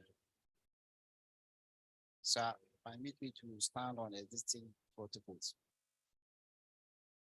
I remain my humble self, Comrade Mansour Isa Guruza. I'm representing Ibrahim Inveski, who is happened to be the chairman protection of, and equally state co-chair OGP Kebbi State. So let me start by Kebbi State by having a first in the history of Kebbi State senatorial town hall meeting with the aim to hear the messages from the peoples at the grassroots, what they want to be in the budget, not what government want to see in the budget.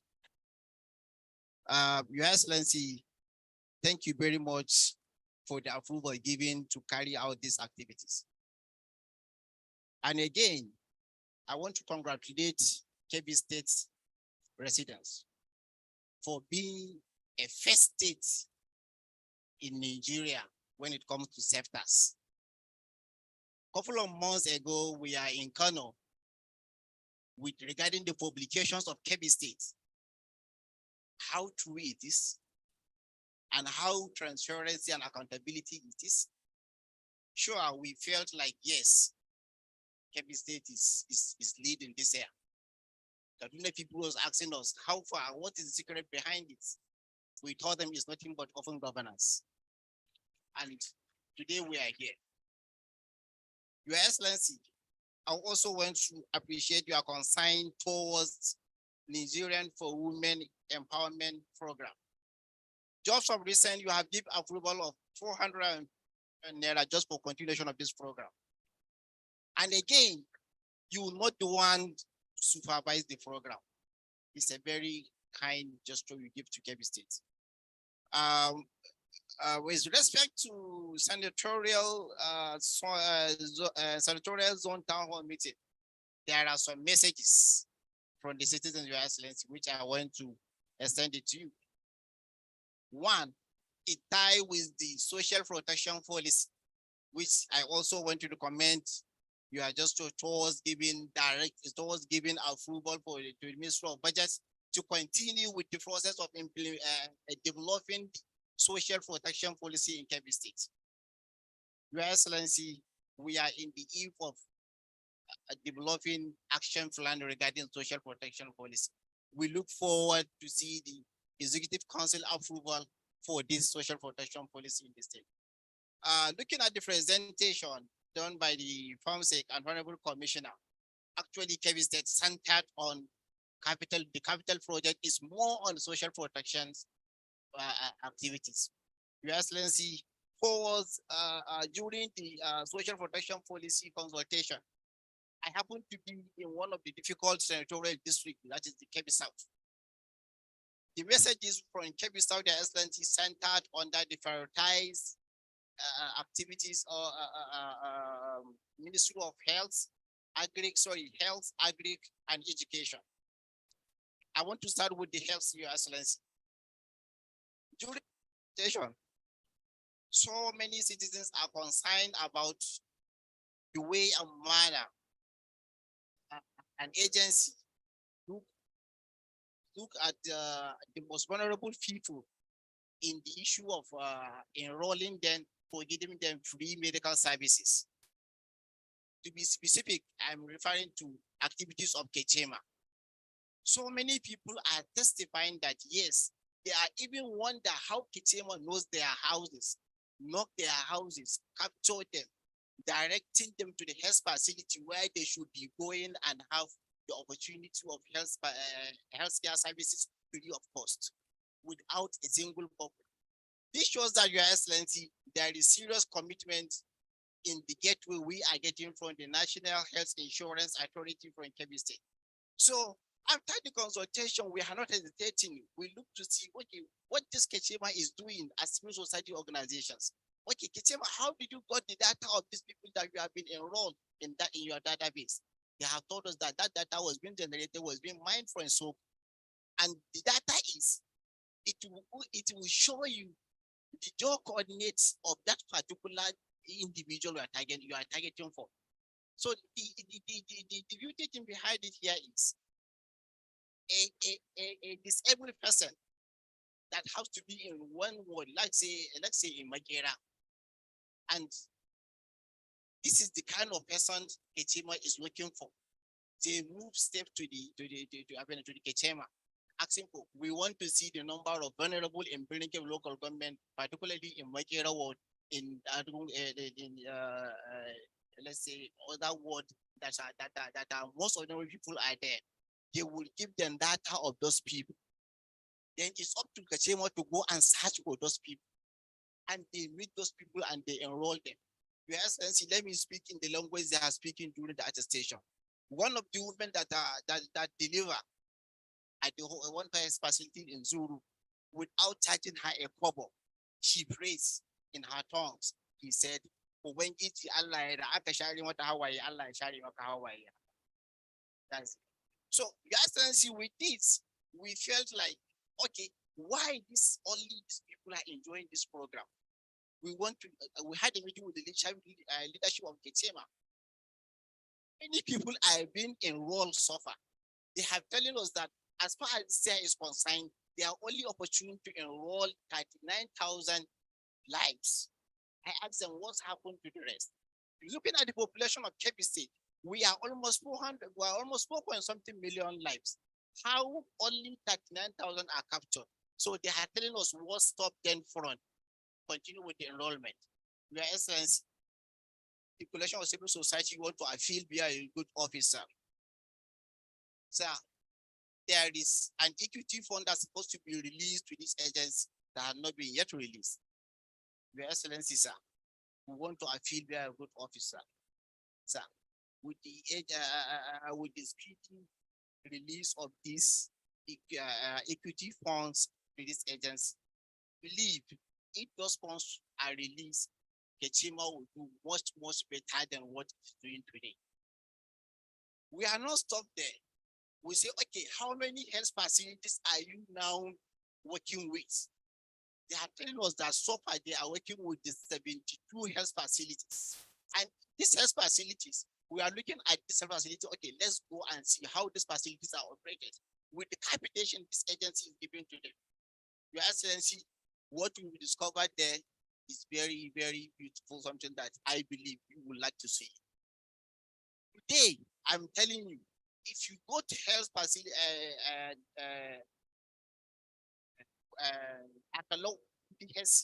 some people are saying that even better to go to Takalo than going to Sayai.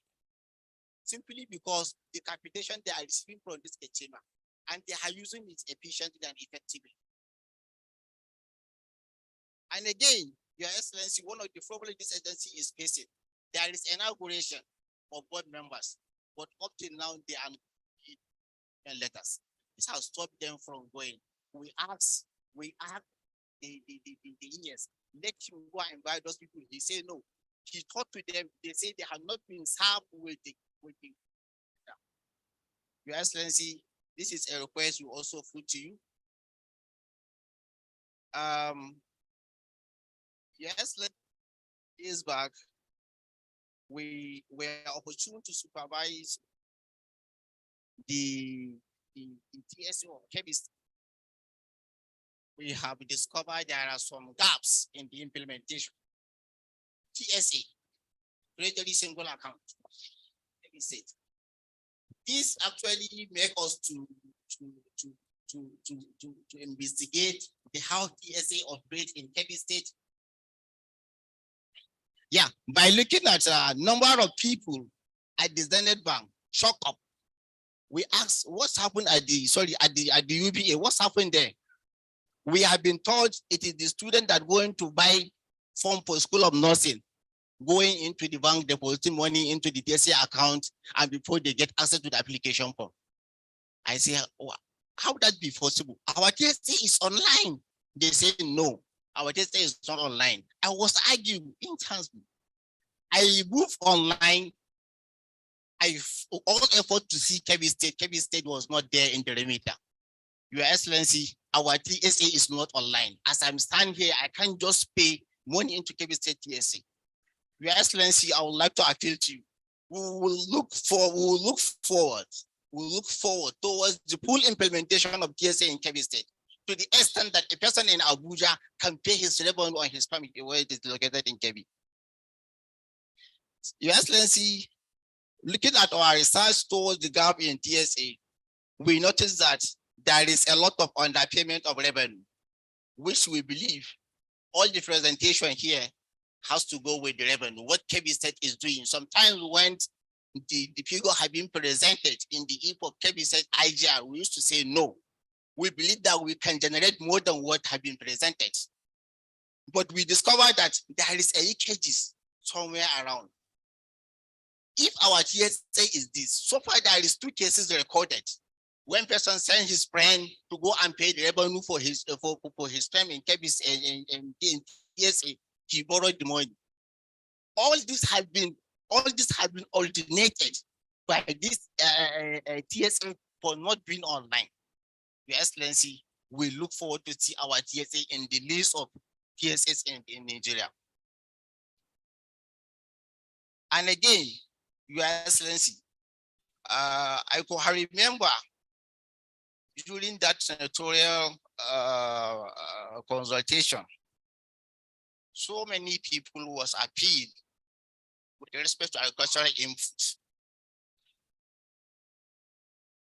You know, the rural people, when you talk of agriculture, all they want is what? Is fertilizer. So Your Excellency, they complain intensively. They have largely complained about the way and manner they have received the subsidized fertilizer late. Most of the agricultural input they have received, it is almost half of the season. So, Your Excellency, what they have requested via a good office here is, they said, sure, the agricultural input has been supplied to the local government secretariat. But unfortunately, the distribution goes to a lot of lopsidedness. So they have intensively complained about, they look forward to see the way and manner this agricultural input supplied to the local government should be either monitored or change the scenario. So they look forward to see subsidized agricultural and timely giving to them this agricultural input.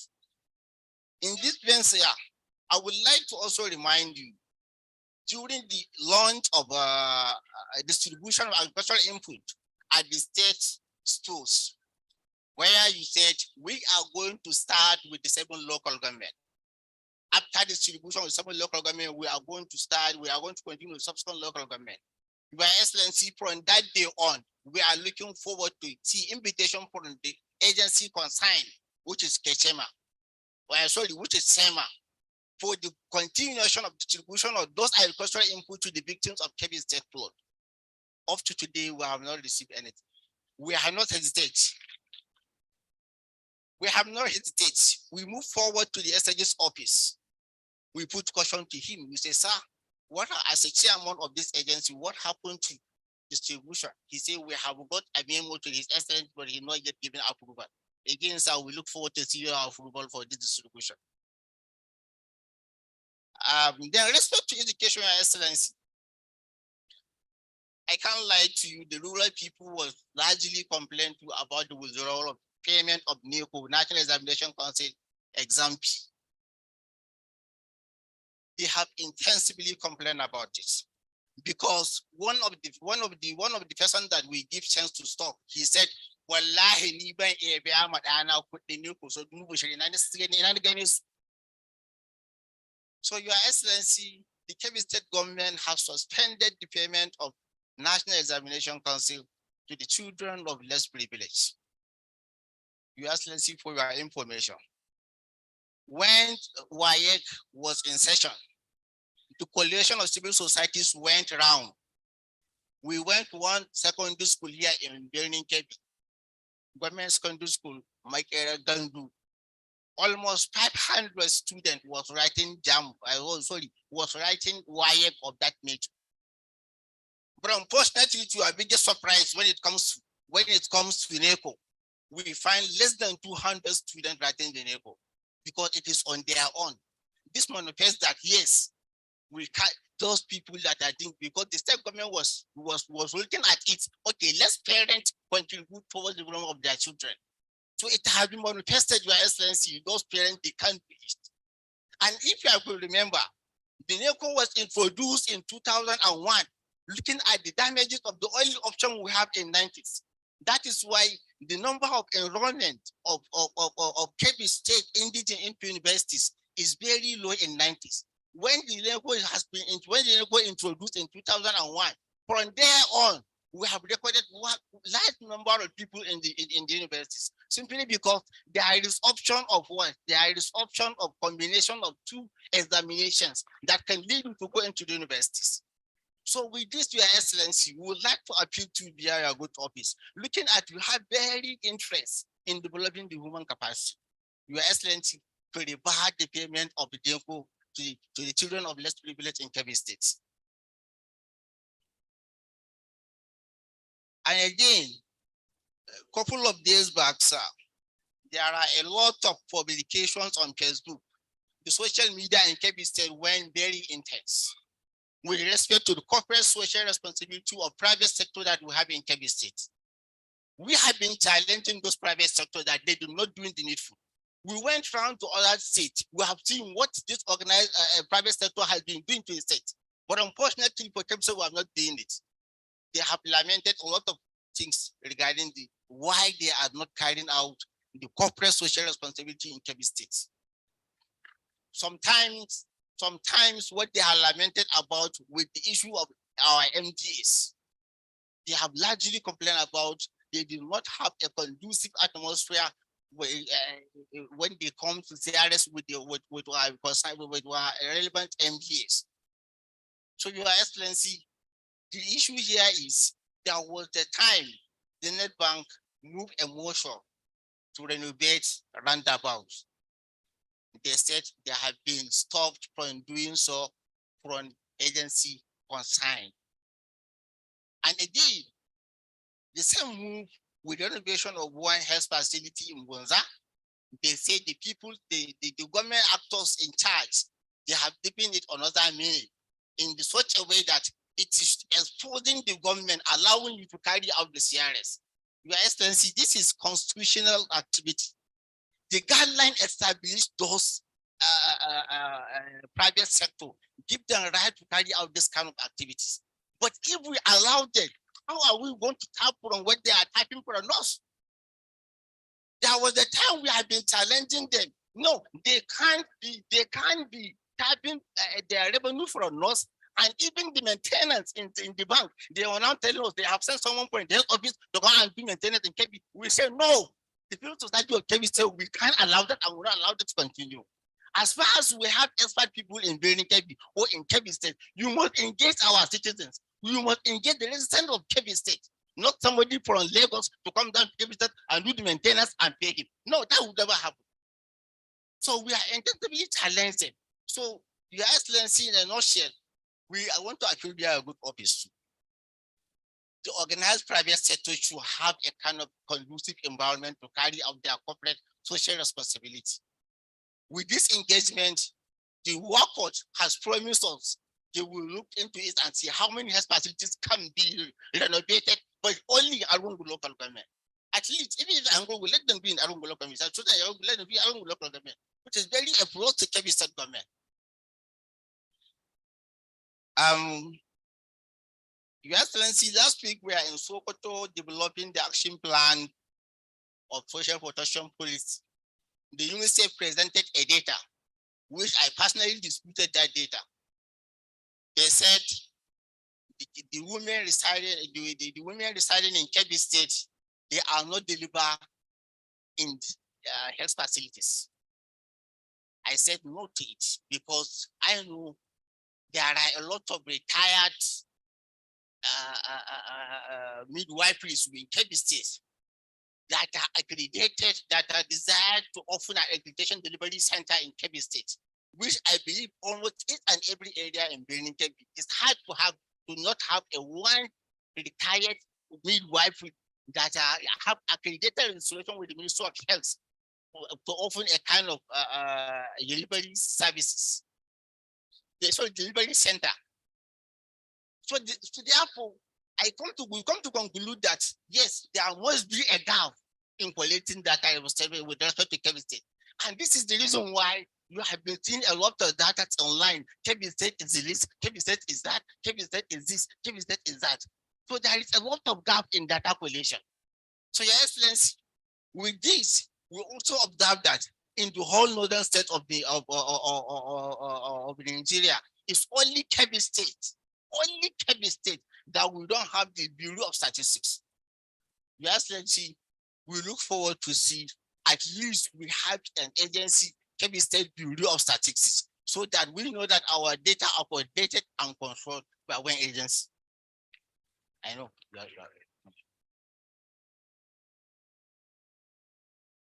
So I think I come to the end of my presentation.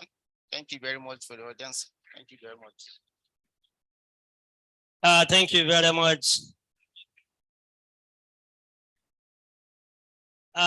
Mala Mansur Musa, we thank you very much. May I now kindly invite before the good messages, let me invite the Permanent Secretary, Budget and Economic Planning and Special Advisor Entrepreneurship, Dr. Mohammed Kabir Kamba, to kindly respond to the following questions, please.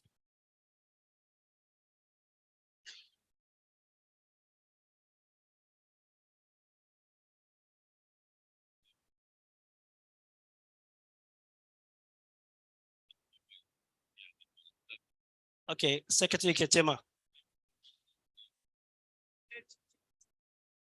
Okay.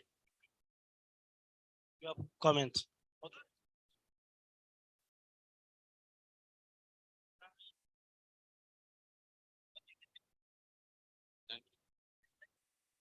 Comment.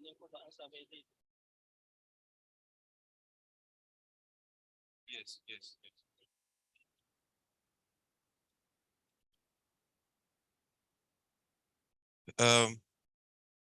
The representative of the co-chair made some comments, especially drawing from findings of the zonal town hall meetings. And I think I would want to explain some of these points. He clearly stated how many companies are not implementing social responsibility activities in their domains. I want to tell this gathering that this government has taken cognizance of such and has designed a document that will take care of that.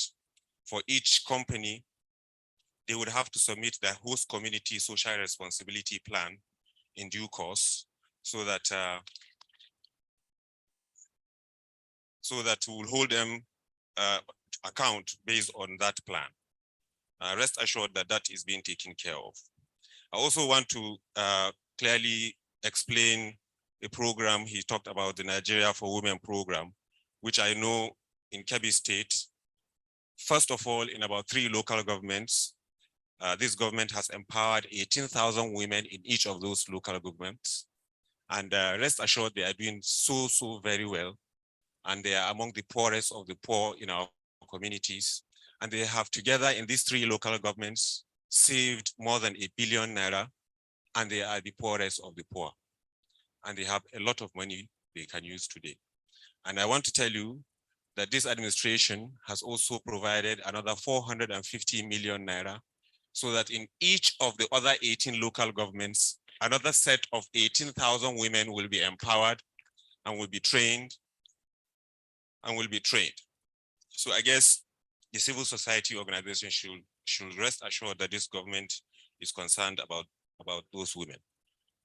Again, during the zonal town hall meetings, we found out that there is a program this government is implementing, that information has not reached down to the local governments, which we have sent this information and we are seeing positive responses.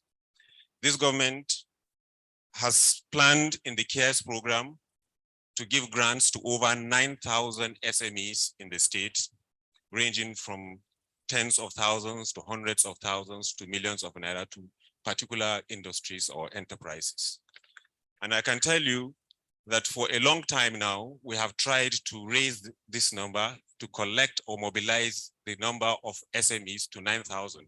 And we are finding it very, very difficult, simply because most of these SMEs are not formalized and they don't have the right criteria to benefit from these funds. So I want to use this opportunity to inform the public, the general public in Kebbi State, that there is a fund and there is money available to be shared to more than 9,000 enterprises. But these enterprises must be formally registered. They must be formally registered before COVID-19. And if they are and pay their taxes, rest assured that they will get these grants. It is money and it is a grant and not a loan. Again, you might have noticed, this is a comment, you might have noticed that in our revenues, we projected to raise revenues through taxes, and we have not reached our targets. This means that as citizens, we are not doing or paying our responsibilities to our state. That we are not doing that. We want so many projects to be done in our communities, yet we do not pay our taxes. If only we can pay our taxes, we will reach and overstretch our target, and there will be a lot of money to use to execute a lot of projects. Again, we discovered in the town hall that most people in these communities do not really understand what is the responsibility of the state and what is the responsibility of the local government. What we did in those zonal communities was to find out what are the community development priorities that will be included in the state budget so that these things will be done in those communities. We needed to know, where do you want those projects to be done? But we eventually found out that most of these contributions were for responsibilities at the local government level, not at the state level. Very few local governments realize that.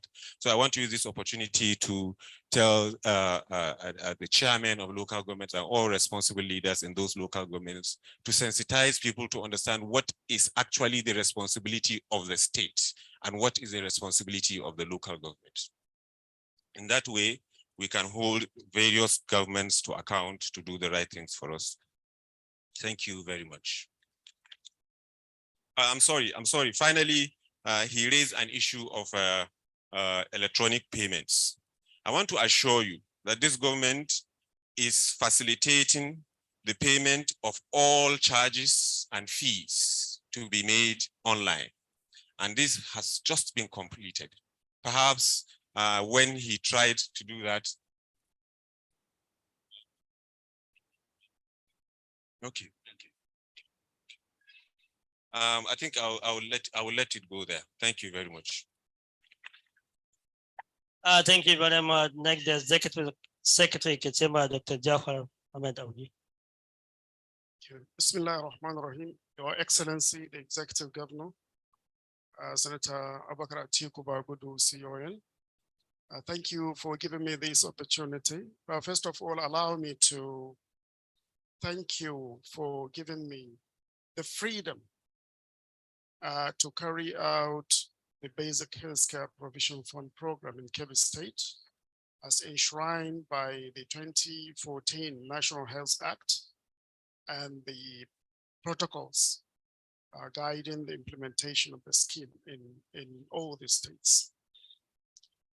I want to actually express my surprise that what we are doing, some people are there watching, and Alhamdulillah that today I hear the positives But as I always say, I equally open my arms to accept the negatives, the feedbacks, because it is only through the feedbacks that we try to perfect the policies that your administration has brought and entrusted us with as professionals in this field.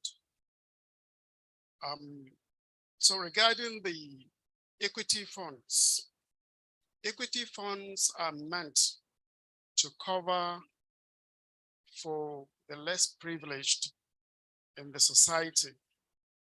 The Basic Healthcare Provision Fund that is enshrined or established by Section 11 of the National Health Act, in which the federal government has earmarked a grant of at least 1% of its CRF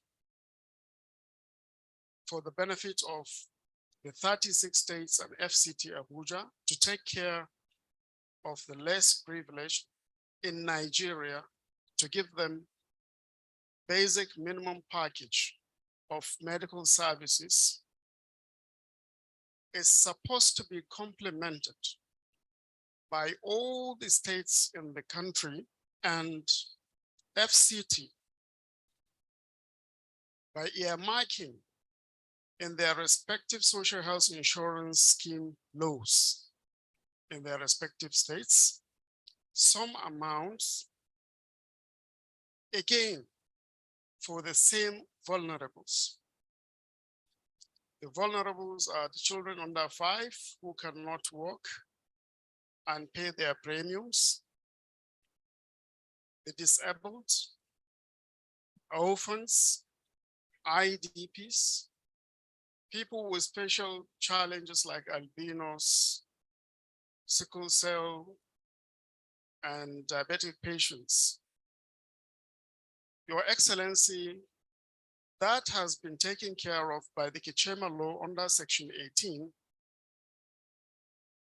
that the state government will equally earmark 2% of its CRF, and the local government authorities will earmark 1% of their CRF, and all contractors in the state will give 2% of the contract sum into the Kebbi Equity Fund account, now domiciled with Zenith Bank. This is meant to complement the effort of the federal government. What the federal government earmarked for Kebbi State in 2021, Your Excellency, was 407,258,297 naira 45 kobo. You divide that by 12,000 naira, you will have the number of beneficiaries for that year. That is 33,938 lives. That is what Kichema was supposed to equitably and not equally distribute between the 21 local governments we have in the state. And that is what we did through the CAC, through our political leaders, through our religious leaders, community leaders, associations, trade-based, faith-based. And that is how we implemented the scheme, the program last year. This year, the federal government earmarked 427,316,041 kobo to Kebbi State. And that is 35,602 lives. And we distributed equally, and we registered them, and they are receiving medical care now free of charge. Up to the tertiary level, we have MOU with FMC Benin Kebbi, and people are enjoying the services.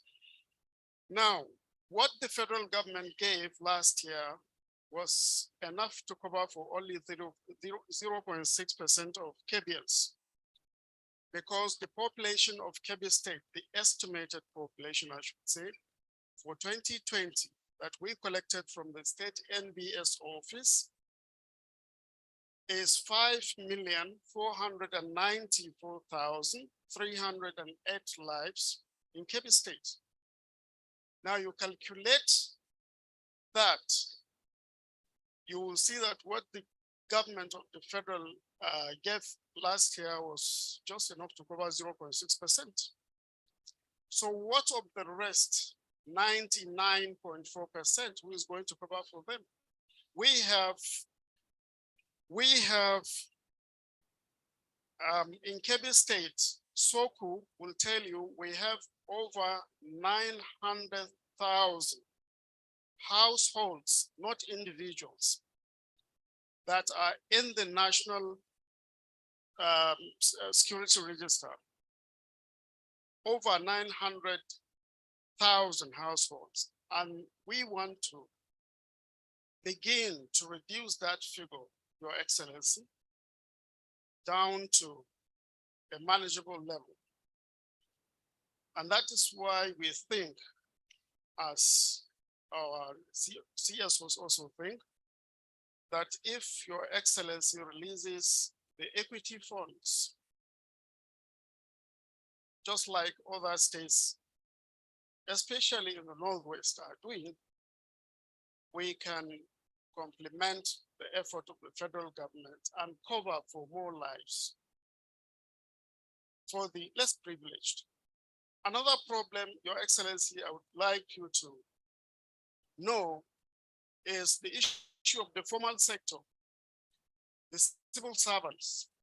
Today, we are in the month of November. This is exactly 2 years when they have submitted to the head of service and copied to Kechema about their readiness to key into the state social health insurance scheme by contributing 3% of their basic salaries.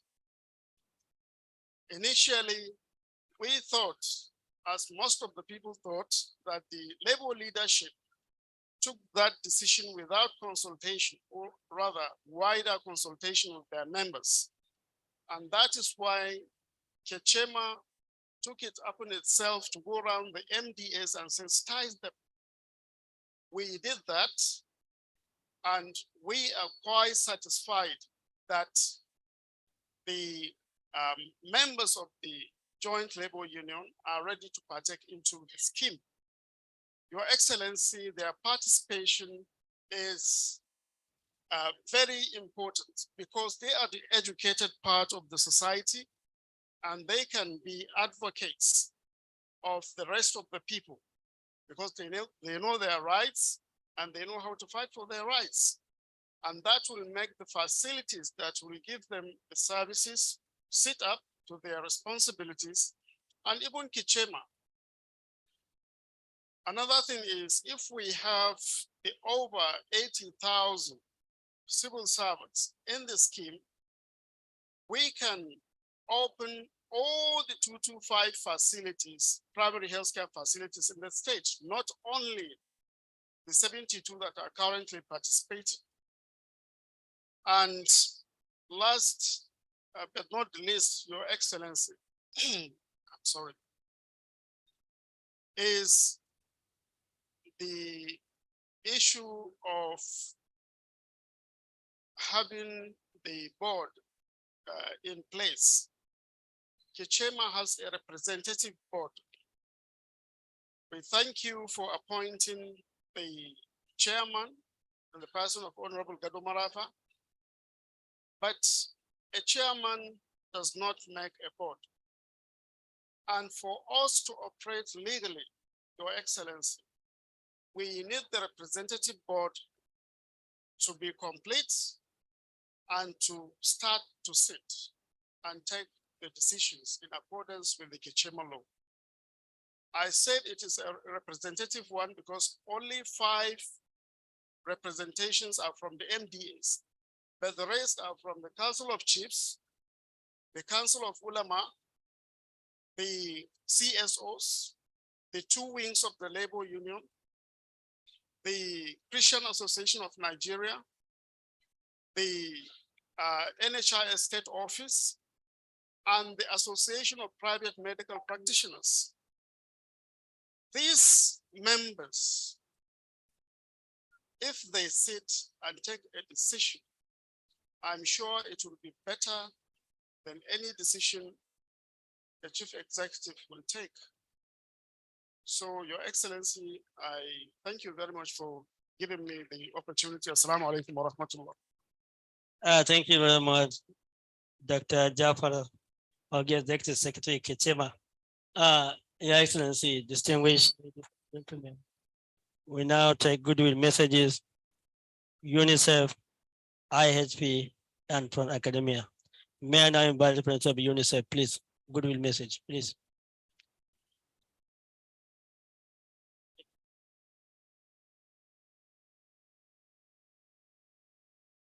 One minute. UNICEF, please, 1 minute, please.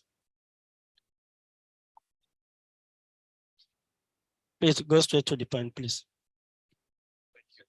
Thank you.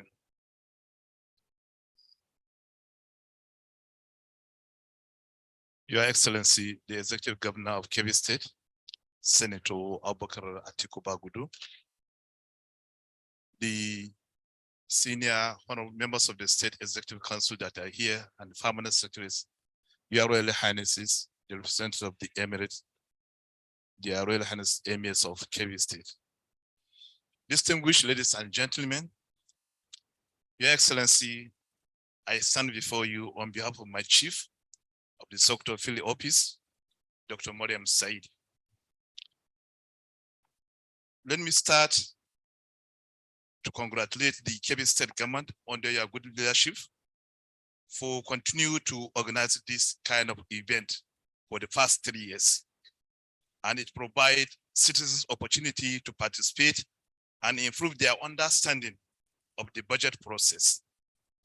Indeed, this shows the seriousness and commitment of the present administration in the state, led by His Excellency, Senator Abubakar Bagudu, towards carrying its citizens along in every step of government programs, policies, and agenda setting for the overall economic and human capital development of the state. This is a very good and commendable issue, Your Excellency. Your Excellency, UNICEF would like to register our deep appreciation to the Kebbi State government for the conducive and enabling environment being provided to all development partners working in Kebbi State. It is important to re-emphasize that UNICEF mandate is to work with the government at all levels for the protection of children's rights and help them with their basic needs and expand opportunities to achieve their potentialities. It is on this note that UNICEF acknowledges your effort in providing good and services to the children of the state through improved access to health care, education, immunization, protection, water, and sanitation. On this note, Your Excellency, I would like to congratulate you and your government on the recent mixed survey, multiple indicators cluster survey, which shows that Kebbi State is among the top states with the higher performance of immunization in this country. When some states in this zone are trying to reach 10%, Kebbi was able to reach more than 40% performance of immunization coverage. And this is a very commendable effort of your good leadership and commitment to children issues. Your Excellency, we would like also to appreciate your government for doing its best in improving the well-being of children, women, and the poor and vulnerable groups in the state. We acknowledge your good leadership in setting a strong foundation for human capital development in Kebbi State through various policies, plans, strategies you have initiated and sustained from the first year of your assumption in office to date, which have yielded and will continue to yield positive impact for children of Kebbi State. Thank you, Your Excellency.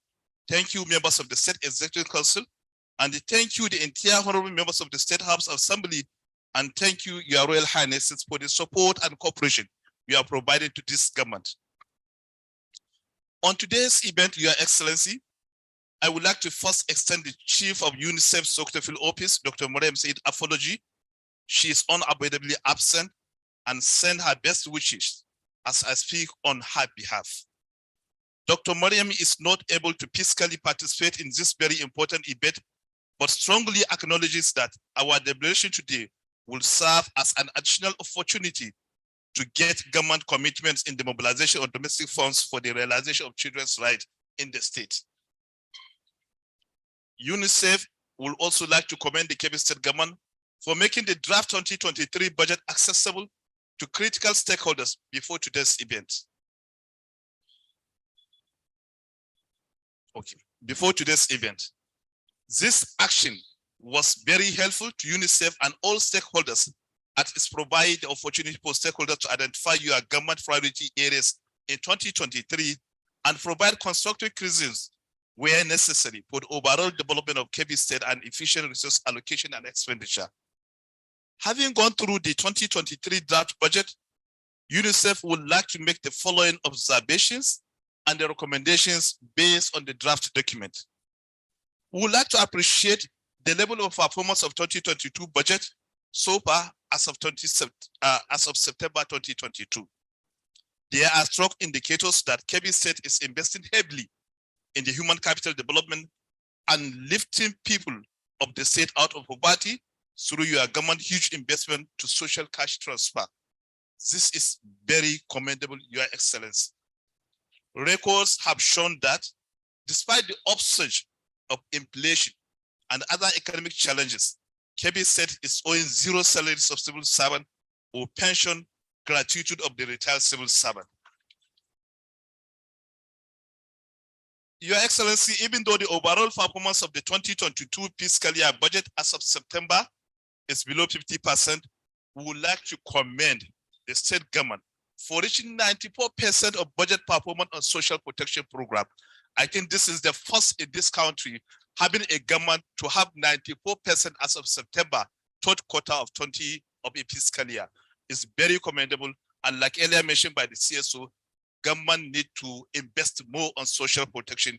It's an evidence-based intervention where people appreciate the response and the concern of government towards their vulnerability and their poverty. We congratulate you and we congratulate your government for this kind of programs. Your Excellency, in the course of this analysis, we also realize that from the budget draft document that even though there are some sectors that are still lacking or need more government investment before the end of the year. And I want to believe that from September to date, there are huge investment that is continuing being done to these sectors. As of September, the budget performance for the education sector recorded 33% budget performance. Primary education recorded 41% budget performance. Health sector recorded 27% budget performance as of September 2022. Your Excellency, we also recognize that, like I mentioned, from October to date, your government have made additional expenditure to these critical areas, which are very vital to the children's development.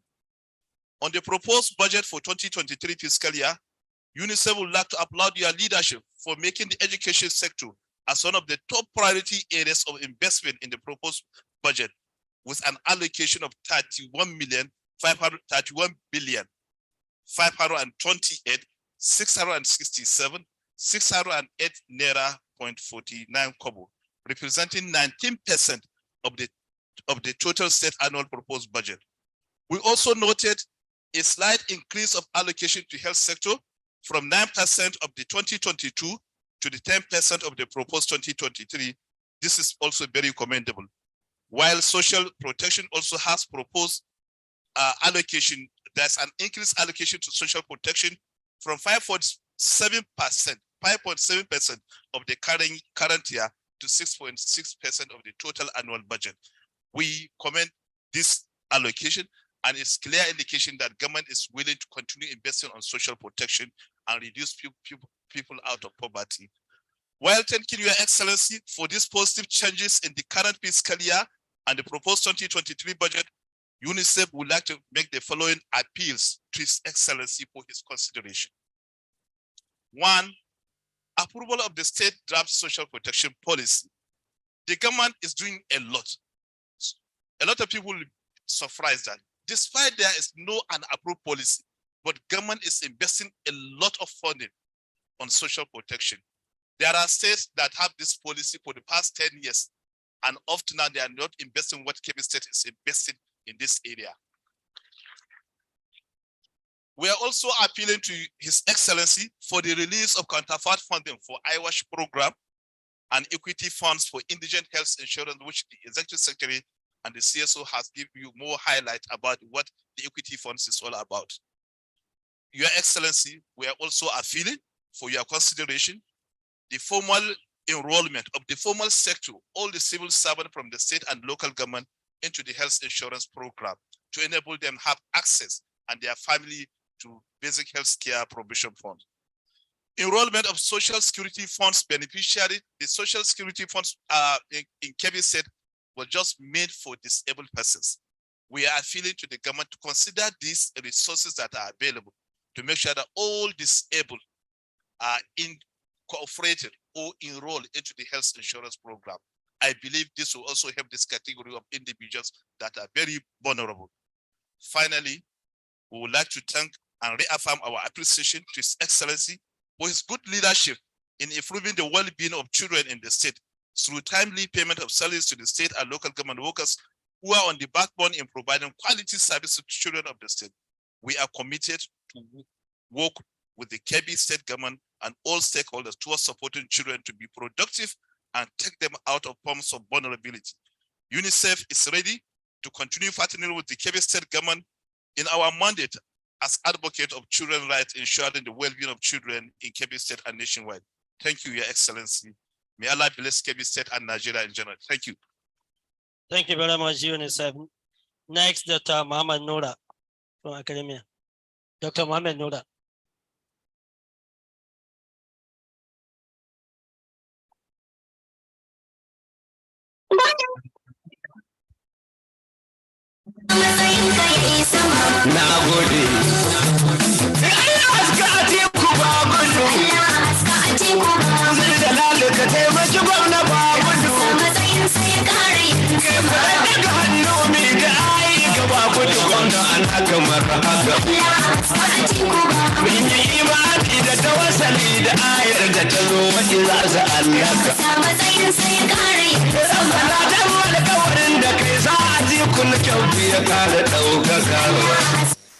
I wanted the AG Accountant General to respond to a comment by the civil society on TSA.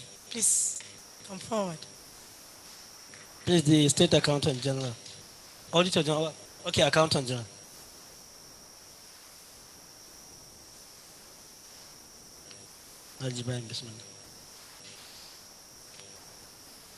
أعوذ بالله من الشيطان الرجيم بسم الله الرحمن الرحيم وصلى الله على النبي الكريم. Your Excellency, the Executive Governor of Kebbi State, Senator Abubakar Atiku Bagudu, executive members of the Cabinet of His Excellency, the Governor of Kebbi State, our royal fathers here present. Your Excellency, permit me to stand by the existing protocol. I'm not going to talk long, but I just want to answer the question of the chairman or representative of the chairman of OGP that TSA in Kebbi State is not operating well. Well, I stand to say there are some gaps. There are some gaps there because the TSA in Kebbi State is operating very well. And it could be due to some maybe technical offline due to maybe the particular problem with a particular bank, or rather network problem or something of that nature. But the OGP chairman should not forget that Kebbi State won DLI 3. Sir?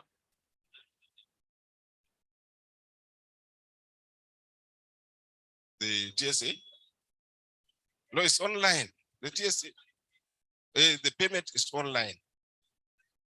Online payment platform. Yes, we have remitter and we have the e-bills. And we have distributed 104 POS. So in a nutshell, it is online.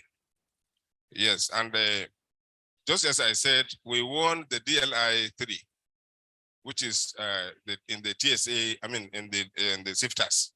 DLI 3 is about the TSA. So we won that.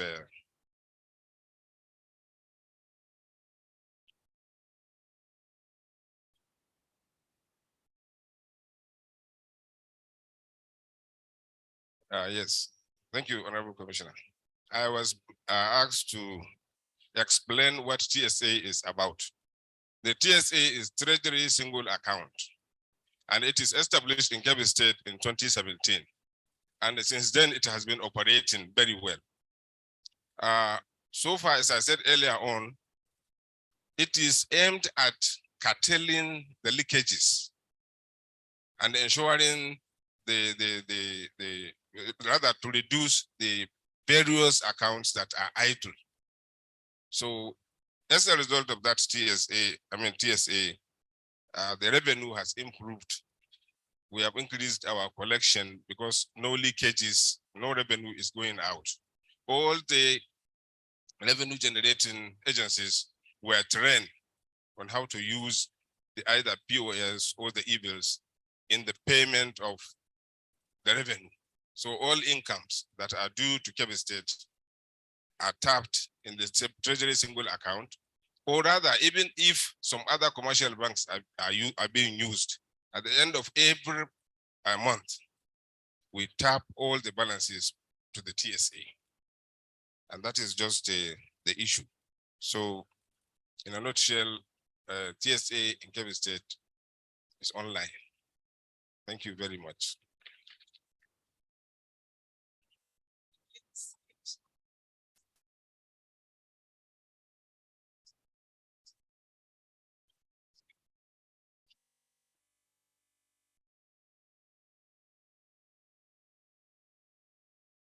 Okay. Okay. So I think maybe the link, some people don't have the link, but I've been told that that link is being shared to all the institutions. Maybe that's why you didn't get it. So I think this question and answer session, even though I also want to comment to tell you that we've discussed on numerous occasions with the different development partners, and we developed a partners framework. And in that partners framework, we told them that there is no way that they will bring their staff 100% to work in Kebbi, that whoever is going to work in Kebbi, we have to know, and that they have to give us a certain percentage so that some of the staff are indigents of Kebbi. For instance, we will not agree for them to employ a driver.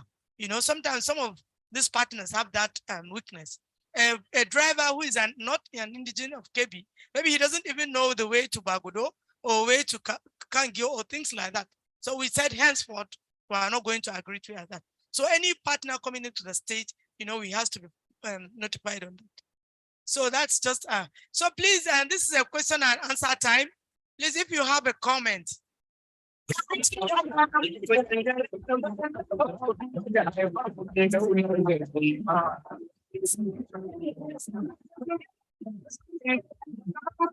Da kace ya zo maka mai shinkafa sarkin noma mata wallan gwanda ga daddagar kuma buɗe hannuwa ya arrahmanu ka halka ba a gudu arrahimu ka kare ba a gudu ya almaju ka halka ba a gudu alqudusu ka kare ba a gudu assalamu ka halka ba a gudu dan darajar manzo Muhammad dan darajar. First of all, congratulate His Excellency for the awards we were told he has got. We are really proud to have Kebbi State receiving all those awards. Thank you very much. And also to congratulate him over the occasion that took place in Jos. Because anybody following social media will have the impression that maybe that occasion may fail because the presidential candidate may not be able to attend. But it is heartwarming to note that everybody was there and there was a huge celebration. My observation is that we have now had a technical presentation of the budget. A lot of people may not be able to understand fully the contents of the budget. We would maybe prepare to hear that a road is going to be constructed from here to here, from a well is going to be constructed here and there. That will make more meaning to it. I think maybe if the state government would introduce a method by which when funds are released, because you know budgets are only budgets. Sometimes you have a budget and there will be no cash backing. So when the cash is released, the public may know that so and so project has the provision for that budget has been released, and the people will look around and see that that project is executed. Otherwise, if a budget is announced and it stops there, we wouldn't know whether their funds have been released or not. Secondly, I would want to say that those of us from Zulu, if we come to a gathering like this, which has something to do with the budget, and we don't complain about our roads, we'd be seen to be doing nothing. So I would want to plead to His Excellency that please look at the roads that leads to Zulu. Thank you very much. Abaka Sadiq Wazo, bayanan Zulu. Hello, assalamu alaikum. Okay, so who is the second person, please? Please come forward. Okay.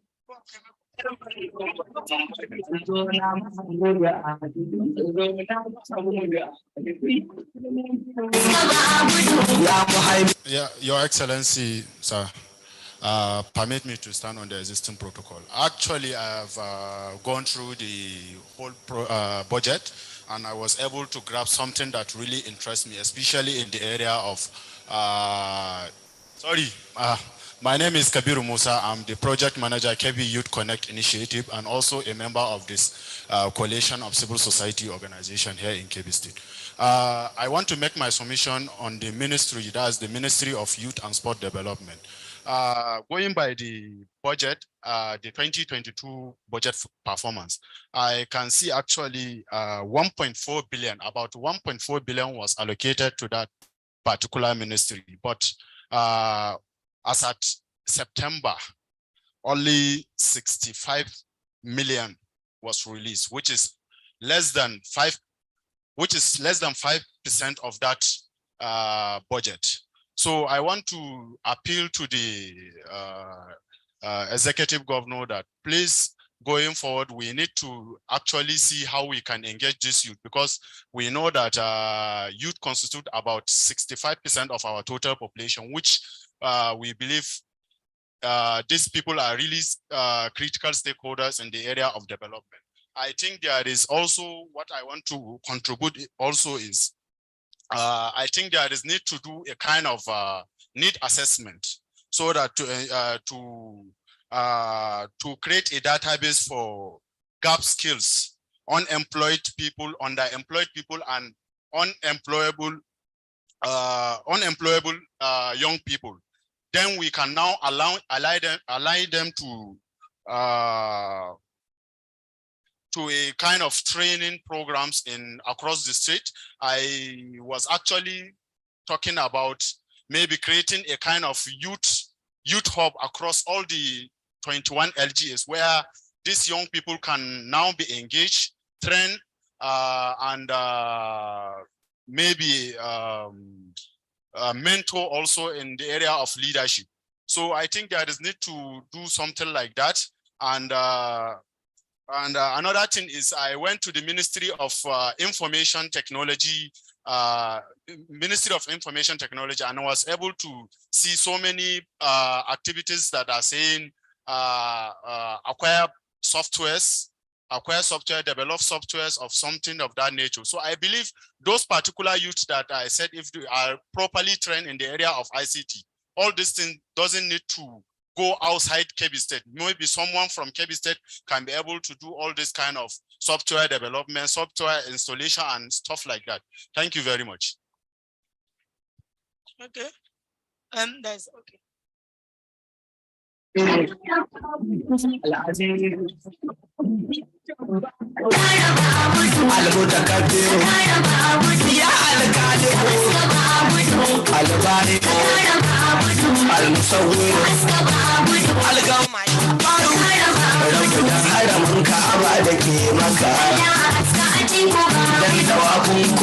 da ake maka matsayin sai ya ƙara yin sama harami na Madina Allah haska a teku ba a gudu ya ƙaharu haska ba a gudu alwahabu ka kara ba a gudu ya razu haska ba a gudu alfatahu kara ba a gudu al'alim haska ba a gudu ya qabidu kara ba a gudu ya albasidu haska ba a gudu ya alqabidu kara ba a gudu ya rabi'u haska ba a gudu ya almu'izu muna ta roƙo isa a ƙasa ka alawa ba gudu Allah haska a teku ba a gudu ya almuzillu ka kauda duk wanda zai kawo cikas gaba Rahusa matsayin sai ya ƙara yin sama ya asami kana da jin lafuzin da muka yi a kan ba gudu Allah haska a teku ba a gudu ya albasiru kana ganin dukkanin niyyar ba a kan ba gudu Rahusa matsayin sai ya ƙara yin sama ya alhaka mu sa hukuncin kasar mu a hannun gwamna ba gudu Allah haska a teku ba a gudu ya al'adar sa mutane su gane adalcin sa ba gudu Rahusa matsayin sai ya ƙara yin sama ya Allah ne muka sauƙaƙa dukkanin hanya nasara gaba gudu Allah haska a teku ba a gudu ya alkabiru ka bayyana dukkanin nasarorin gwamna ba gudu Rahusa matsayin sai ya ƙara yin sama ya alhali muka sa ya tura dukkan sharrin makiyansa ba gudu Allah haska a teku ba a gudu tauraro hasken mutan keji Kore bakan yi sabon na mai kebi kuma sarkin noma bai mutan Kai kai sanadin yunwa ta barkebi ya azimu Haska ba a gudu ya gafu ka kara ba a gudu ashakuru Haska ba a gudu al'aliyu kara ba a gudu alkabiru Haska ba a gudu alhafizu kara ba a gudu almuqitu Haska ba a gudu alhasibu kara ba a gudu aljalilu Haska ba a gudu dan darajar manzo Muhammad Okay. Allah haska a teku ba a gudu kai dubin nasara ka a teku ba gudu Rahusa matsayin sai ya ƙara yin sama jagoran kyabu gwamna ba gudu a jagoran kyabu gwamna ba gudu ba ya sa yunwar kansa gudu da ado so yunwa take gudu ya karimu Haska ba a gudu arrakimu kara ba a gudu ya mujibu Haska ba a gudu alwasiu kara ba a gudu alhakimu Haska ba a gudu alwadudu kara ba a gudu ya majidu Haska ba a gudu albaisu kara ba a gudu ashahidu Haska ba a gudu alhaqu kara ba a gudu alwakilu Haska ba a gudu alkawiyu kara ba a gudu rabu da sirrin da kuka yi da annabi Allah haska a teku ba a gudu da matsayin gwamnan jihar Kebbi Rahusa matsayin sai ya ƙara yin sama ka kawo noma jihar Kebbi Allah haska a teku ba a gudu mai ginan ba ɗaya ta zanta yan Kebbi Rahusa matsayin sai ya ƙara yin sama na don san da kake wa annabi Allah haska a teku ba a gudu almadinu Haska ba a gudu alwaliyu kara ba a gudu ya hanni Haska ba a gudu ya almuhsi kara ba a gudu almufajjiru Haska ba a gudu almu'idu kara ba a gudu almuhyi Haska ba a gudu almumitu kara ba a gudu ya alhayyu Haska ba a gudu ya alqayyum kara ba a gudu alwajid Haska ba a gudu ya almajid kara ba a gudu alwahid Haska ba a gudu ya al'adad kara ba a gudu as-samad Haska ba a gudu dan darajar aure da fatiha Allah haska a teku ba a gudu dan sirrin da yake izawa matsayin sai ya ƙara yin sama dan sarkin ka gami da hailala Allah haska a teku ba a gudu mun san da kake wa mai matsayin sai ya ƙara yin sama Ibrahim, Yes, we are waiting for your comment. I mean, your question. Your Excellency, all other protocols duly observed. Thank you for the opportunity. First, I would like to apologize for my inability to be there physical, but I joined the meeting from the beginning. Please, okay, we've lost him. We are not hearing him actually. So, Oh, yeah, no. are there any questions or we proceed to answering this? Oh, Okay, let me put it on chat. So I think, okay, come forward. Okay. Hello, can you hear me? Can you hear me? Thank you very much. My name is Francis Kebbi, State Coordinator, Farmers Club International. I want to personally appreciate His Excellency for the great work he's doing in Kebbi State. especially in promoting the agricultural base of Kebbi. Kebbi is known as an agricultural state, and there are a lot of opportunities in the state. Especially recently, we know of the flood that ravaged so many communities. I want to know, what is the state plan in addressing or utilizing some of these water resources that is available in the state? There are a lot of land in the state, which, if properly harnessed, can contribute more greatly, apart from the Fadama area. I'm looking at the dry season farming and the use of the water that is creating problem for other communities. How is the state factoring some of these issues into the budget of 2023 in order to promote more of the agricultural opportunities in the state? Thank you. Thank you, Francis.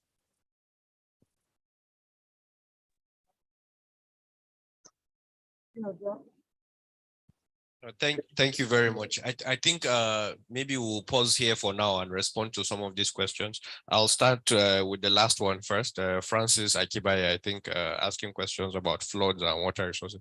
So as part of our activities, we developed a flood contingency plan. What that flood contingency plan does is it allows the state to have a predetermined response to flood situations. And indeed, tomorrow, myself and the Honorable Commissioner of Environment are going to Mina to discuss with Hyperdeck on the national flood issue. And we have a position paper that we're going to submit there. So in terms of flood preparations, the state is making adequate resources available and adequate plans to ensure that we're better prepared in the subsequent years. Okay, there was also a question about the budget of the Federal Ministry of Youth. Like you heard in my presentation, the State Ministry of Youth, as you recall from my presentation, I did say that the fiscal year was not over. There is a 1 billion naira provision for the UCAN program of the State Ministry of Youth and Sport, and I believe that that memo has already been written, and that program will be implemented hopefully before the end of the year. So while that figure looks low, there is still a couple of months before the year is over. So I have no doubt that you'll see an improved performance before the year is over on that account.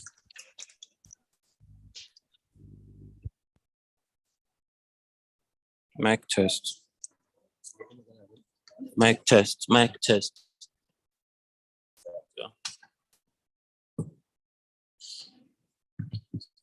Mic test. Mic. Mic test.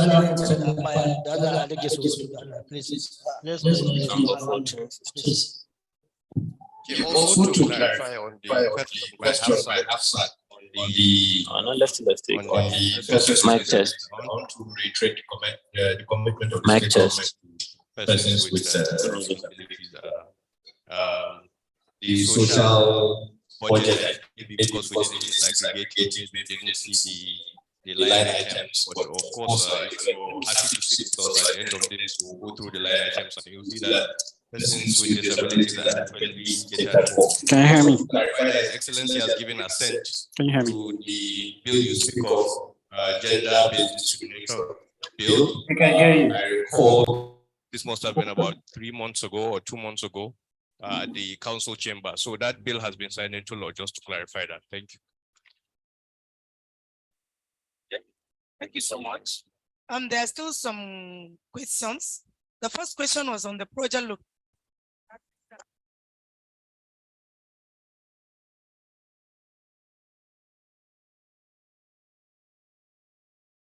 Informed by NGF, it's going to take cognizance of all projects. So projects will be described. Why you don't see project location like roads in our budget is because the roads are enormous, and the way the chart of account was, Hello. you know, the line does not allow. But subsequently, Hello. Allah, please, let's do Allah issue, don't Allah, please, don't Allah issue. Who is on? Hello. Subsequently, the roads will be enumerated in the budget.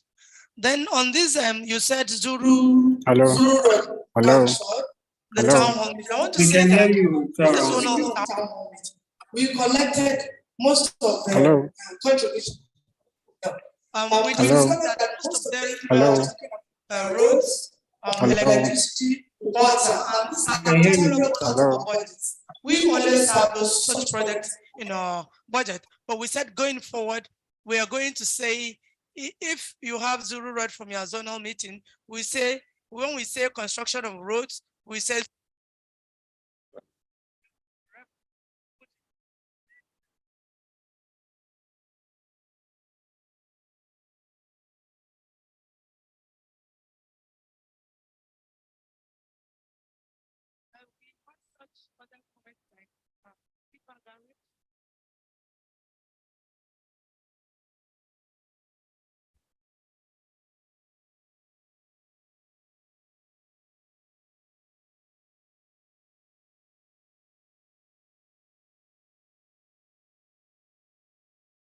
from Kamba, abattoir request, and erosion control.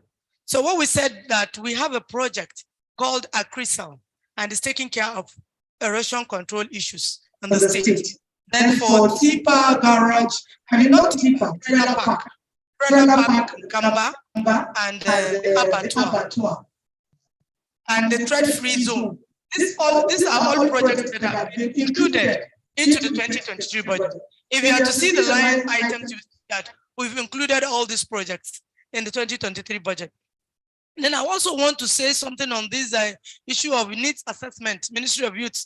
I don't know, I will want to see the acting PAMSEC Ministry of Youth for him to say something on this. But actually, the SOCU data also takes into account all the youths in a household. There is a place where it enumerates what is your secondary school level, what are you currently doing? So if we want to get the data of all youths in the state, we can do that.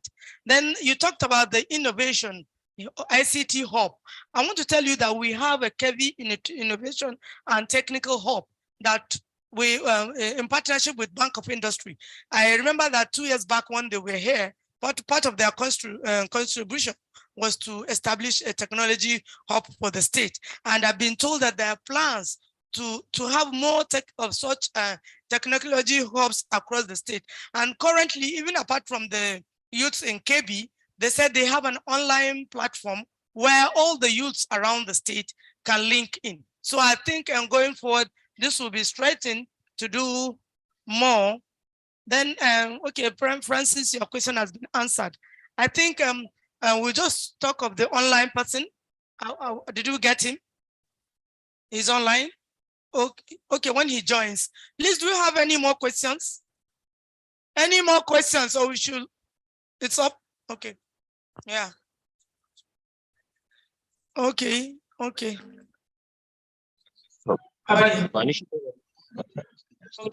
Okay. So I think we're through. Even though we lost the internet. And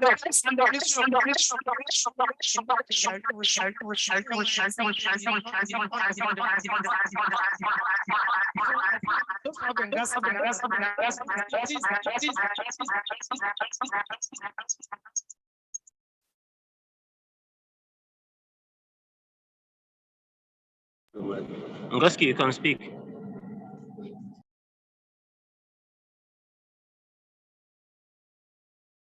Please, I think should write down your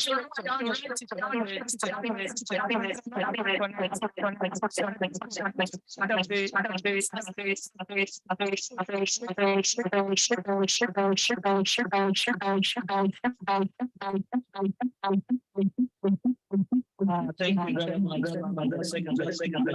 Distinguished ladies and gentlemen, it is now my honor and privilege to invite His Excellency, the Governor of Kebbi State and Chairman Progressive Governors Forum, Senator Abakar Atiku Bagudu, CON, for his speech. Your Excellency, sir.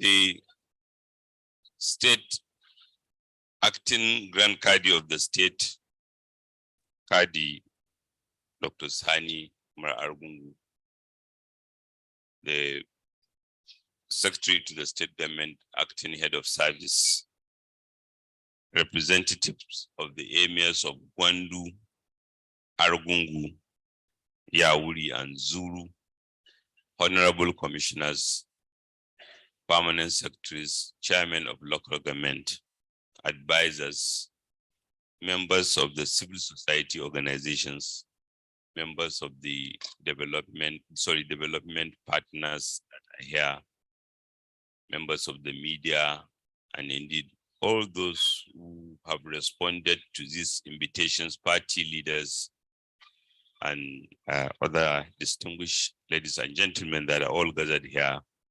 Good afternoon, everyone.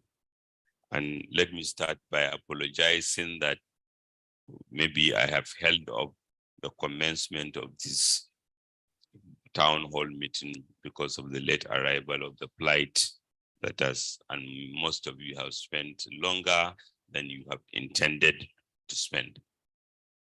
Thank you for your understanding.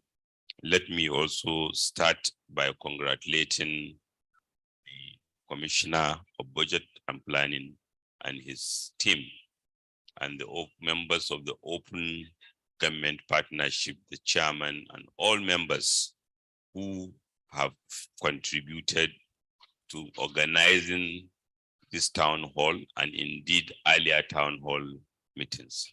And let me also congratulate all of them for the multiple awards that the state earned just a few days ago because of the hard work of our team, headed by the Commissioner of Budget and Planning and a very, very hardworking Permanent Secretary Aisha Usman, and indeed members of the Open Government Partnership, and all of you here who, by getting involved, are helping to focus our attention more. I'm equally very, very happy and proud with the exchanges I had today. I want to thank all those who made comments, all those who asked questions, because it is those questions that provide platform to clarify something that I misconceived or misunderstood, or where we are wrong, or where we have not been taught about something carefully, to also appreciate it so that we can do better. So even though this is my last town hall meeting as governor, I will always urge, particularly political office holders and public servants, please don't answer questions defensively. You give the communication as if there's something to hide.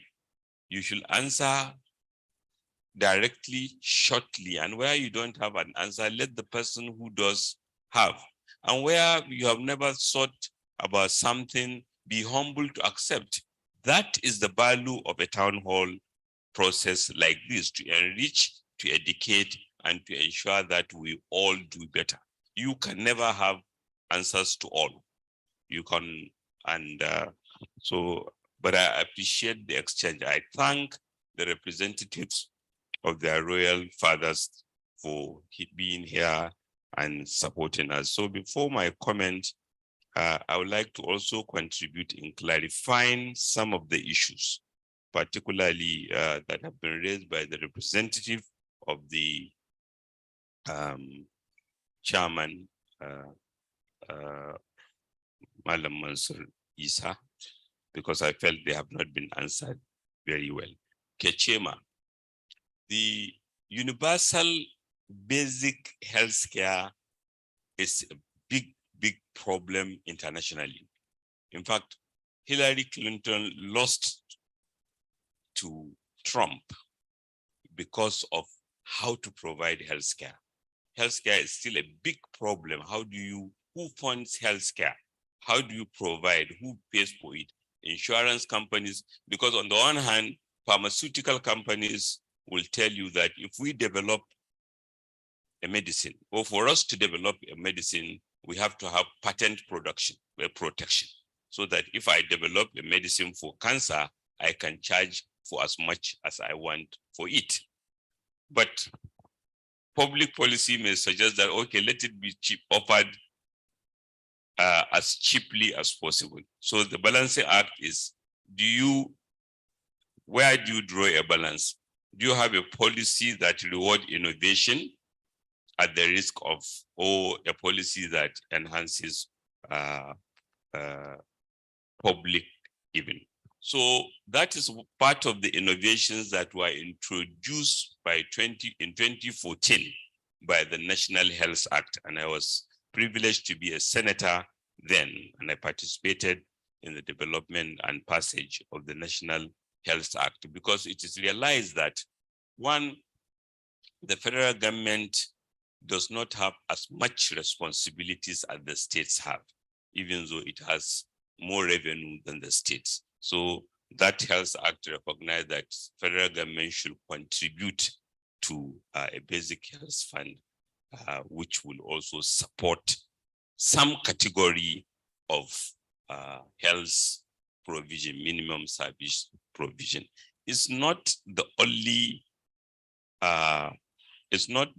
source of funding. For example, we have spent together with UNICEF money to ensure that at least there is one functional primary health care center in each of our 225 wards. That did not come from the basic health fund. It came from other sources. And then, like you must all know, the Kechema, as indeed the national health, they are all new innovations. And that shows that these things are not set in stone, they evolve. Because why is it that we do not have Kechema before? So it's part of the evolution to try to see how can we do things differently, how can we do things. So an equity fund is not provided for explicitly in the law. It is encouraged. And I wish I can find all the money to ensure or to provide free quality healthcare to anybody in Kebbi. That's the goal. But I'm limited by the resources, as indeed one day the governor who will be standing here, he or she will say that we are limited by resources. But yes, it is a priority. Healthcare is a priority.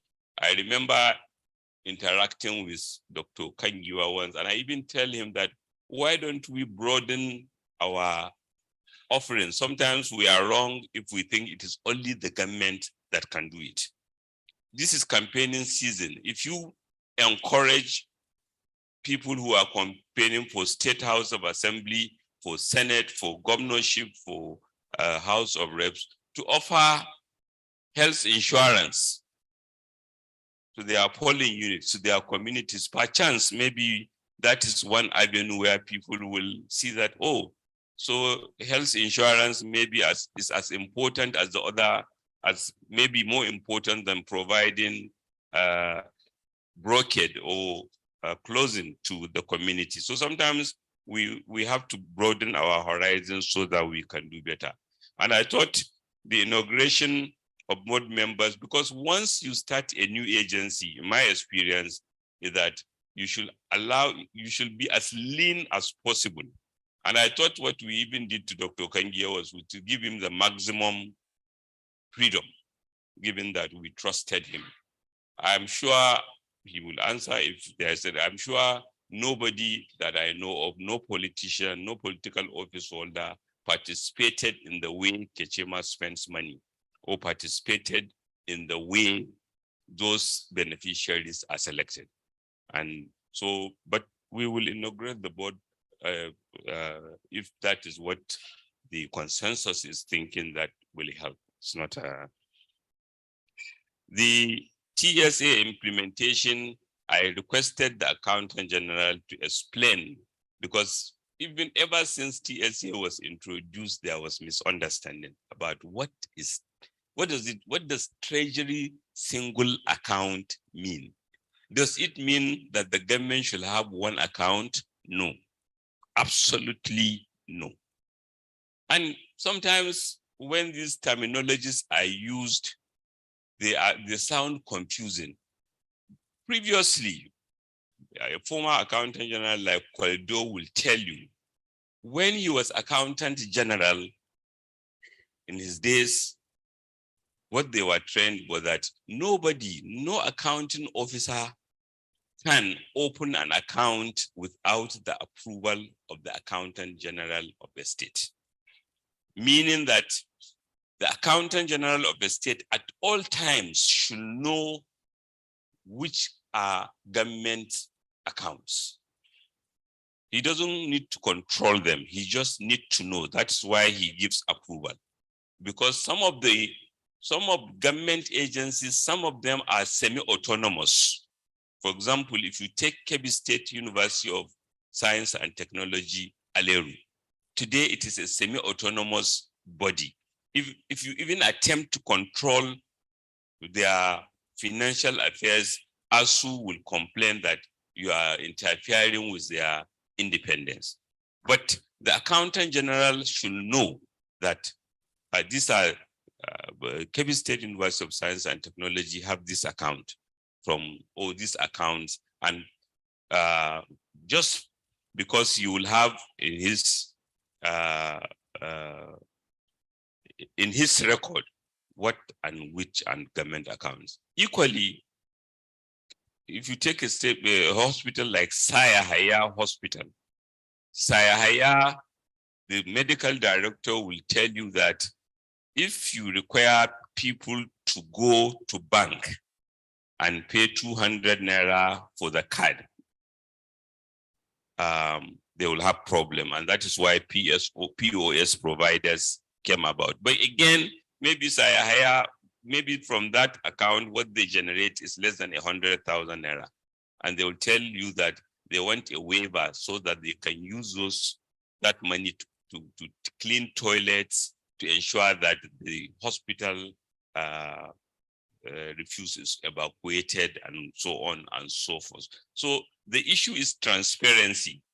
If the accountant general of the state recognizes that need and allows Sayahaya to do so, that is part of the treasury single account.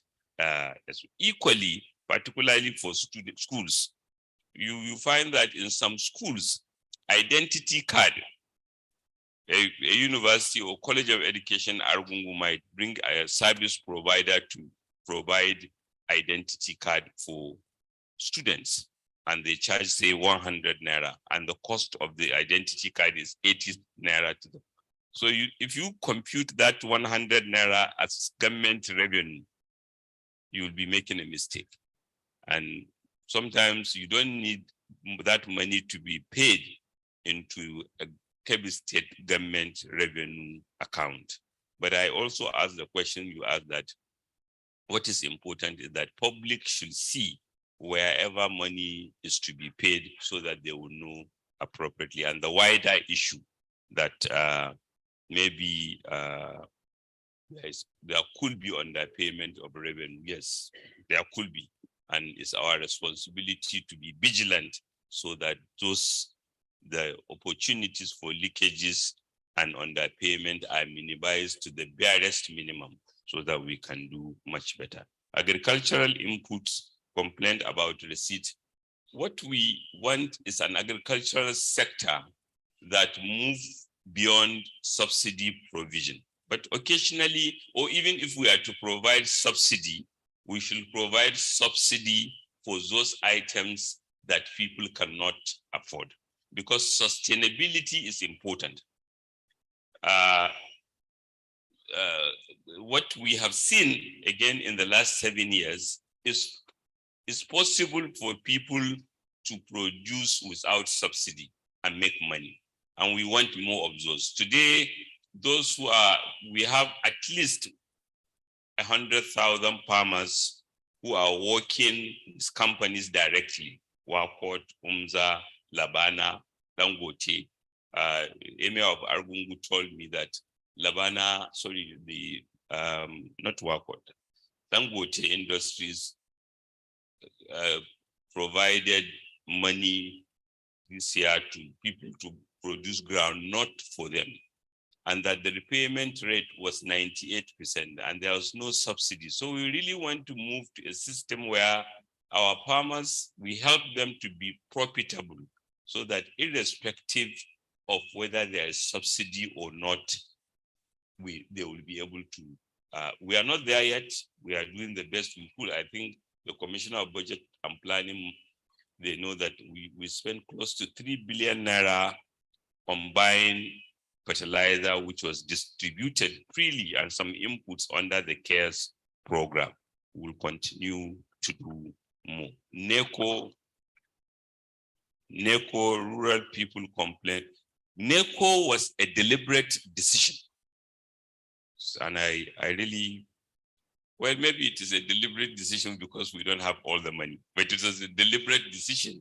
And I'm surprised. I thought NGOs were invited to that stakeholder meeting, because the question I directed with the former Minister of Education, Commissioner of Education, told me they had the stakeholders meeting was, look, we don't have enough money to do all we want to do in the education sector. We spend sometimes just a little under 800 million naira per annum to pay for NECO and WAEC. And upon a very close examination, you will notice that about 90% of those who pass NECO are also the 90% who will pass WAEC. So, A, you don't have enough financial resources. 2, is maybe plus minus is the same people who will benefit. And then if you go back to history, there are many people, I'm sure, in this hall who went to secondary school or teachers' colleges and they sat for one exam, not two. WAEC only or grade 2 teachers only. And there are some educational planners who even still think creating the option makes some children lazy in both. Because once a child knows that if I fail WAEC, I can do NECO, maybe some will be poorly motivated by that choice. So the totality of those circumstances led the stakeholders meeting to recommend that Kebbi State should adopt WAEC. We didn't say parents, we even say, what we said is, well, parents are always free. When I did secondary school, there are, well, I don't even know GCSE is private, maybe children from Lagos or other urban centers are aware that parents can pay for them, but I was only looking forward to doing WAEC. So we are not saying that the WAEC and NECO, we are even encouraging that our educational system choose one and support our children to do better. And I'm glad that the performance, maybe the Commissioner of Education can answer that, the performance in WAEC this year suggested to us that it was a wise decision. Zenith Bank saying they were stopped from republishing a roundabout. Please kindly tell them to give you a copy of the letter and to whom they wrote it. And equally with the health facility. Social wealth, social corporate responsibility. We want companies to help. But why, ask maybe when we next visit, ask Wakot, why did they come to Kebbi? Why didn't they go to Sokoto? Leaders, government, and indeed NGOs are also leaders of their societies.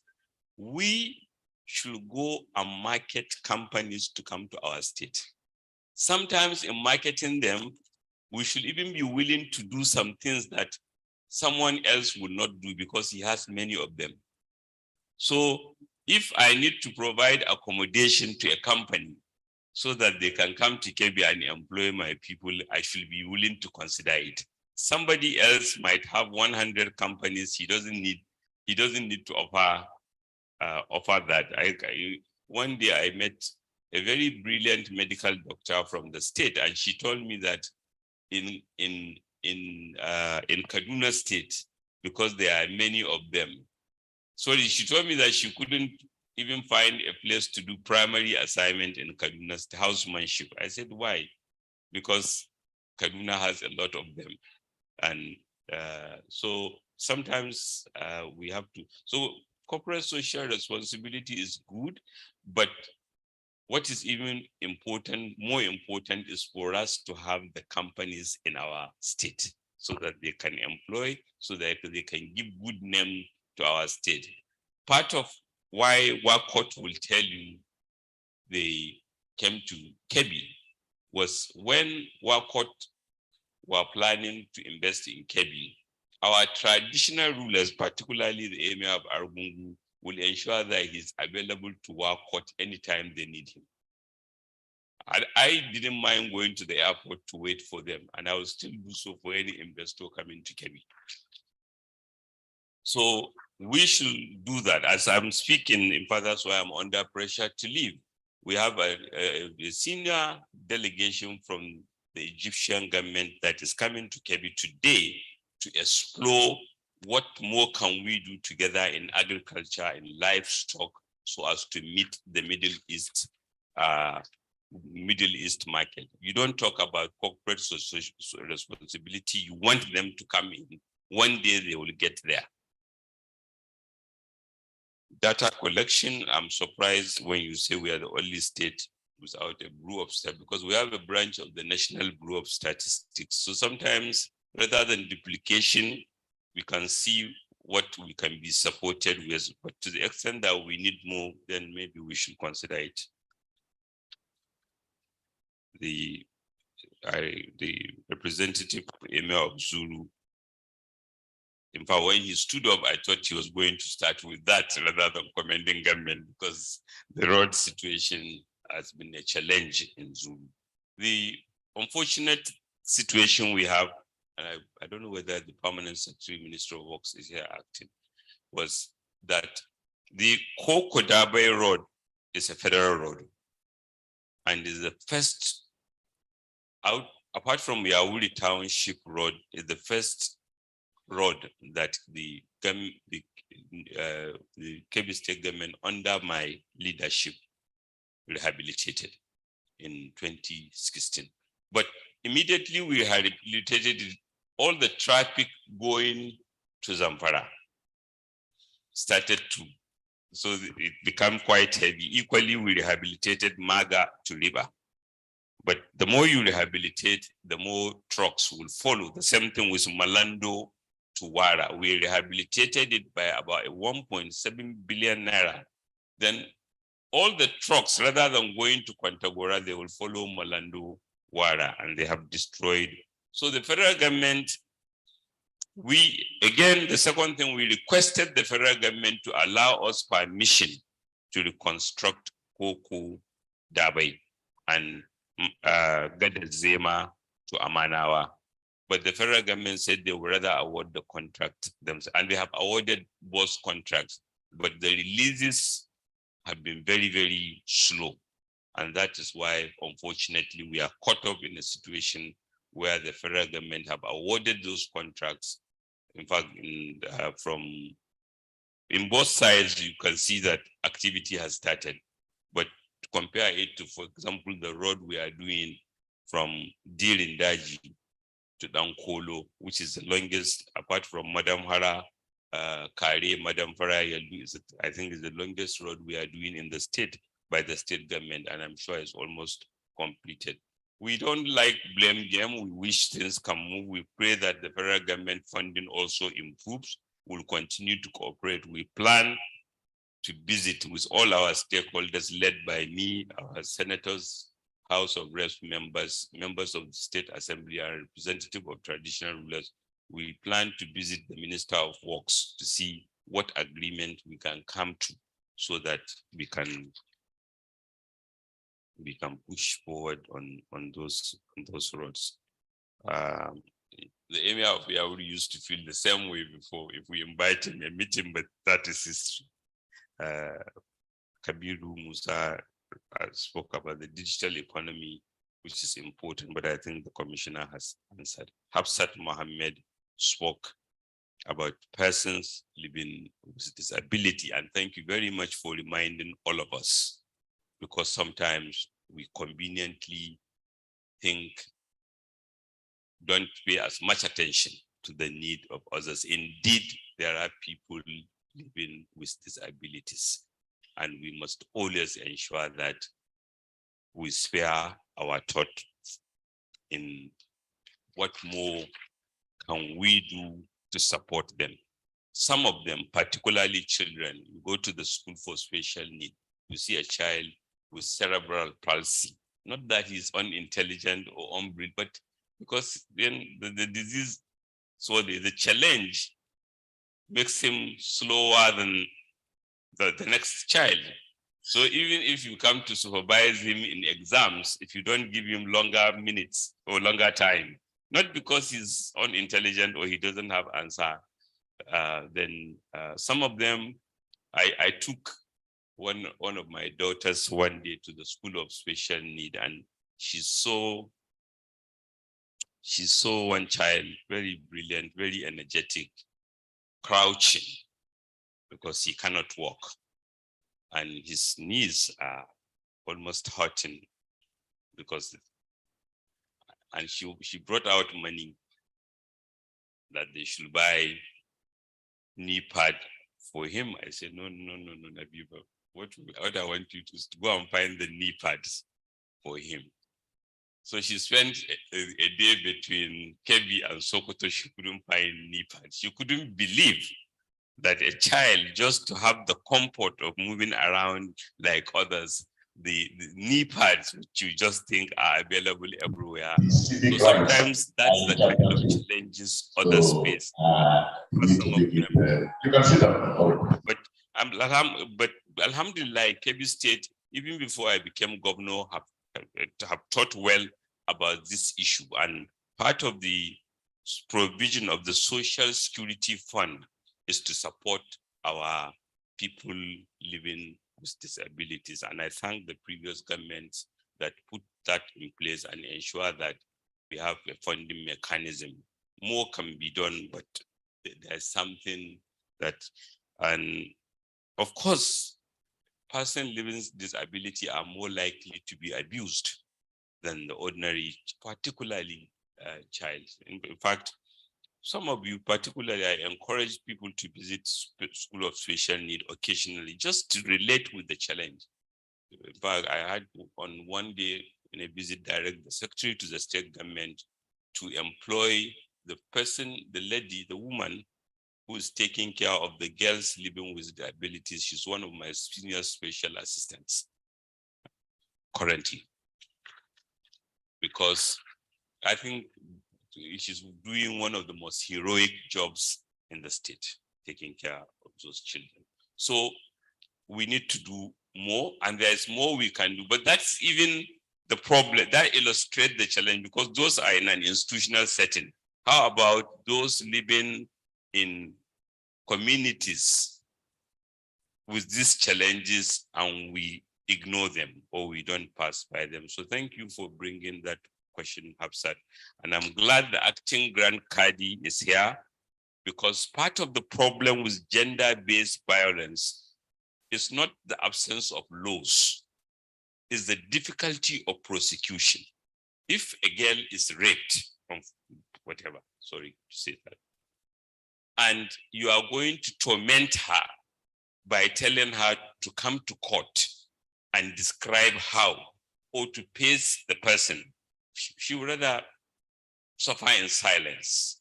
So gender-based violence laws, which we have passed, they are not adequate by themselves, but it's the awareness of society that we must say no.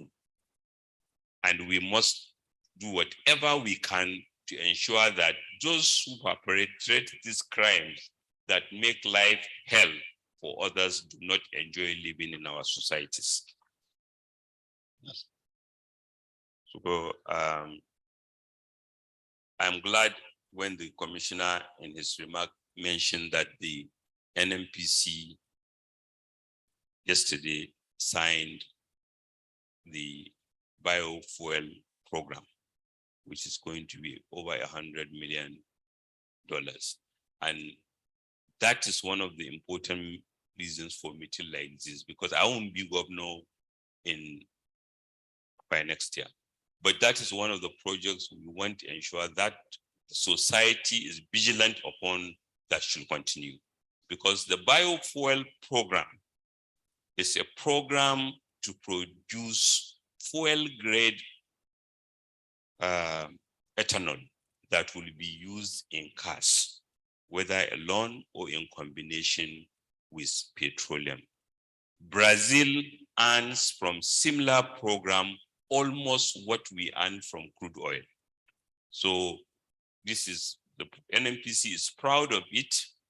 It's going to start with Danko Sagu local government, where we have the cassava farm jointly with the NMPC, but it's going to extend to other areas of the state because it's both cassava based and sugarcane based. So from $100 million, we pray that within the next 5 years, we'll be talking about $100 million investment because it has been done somewhere.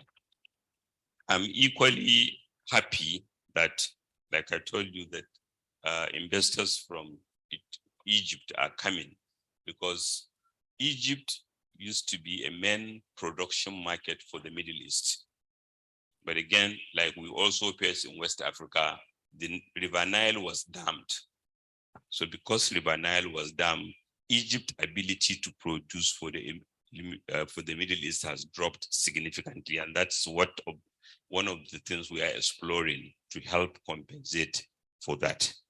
Equally, last week, we released 100 million naira to support our fishing communities.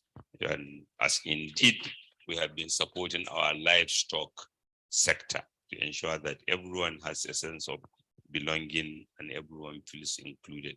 We want particularly the NGOs and traditional rulers to pay more attention to the Agile program.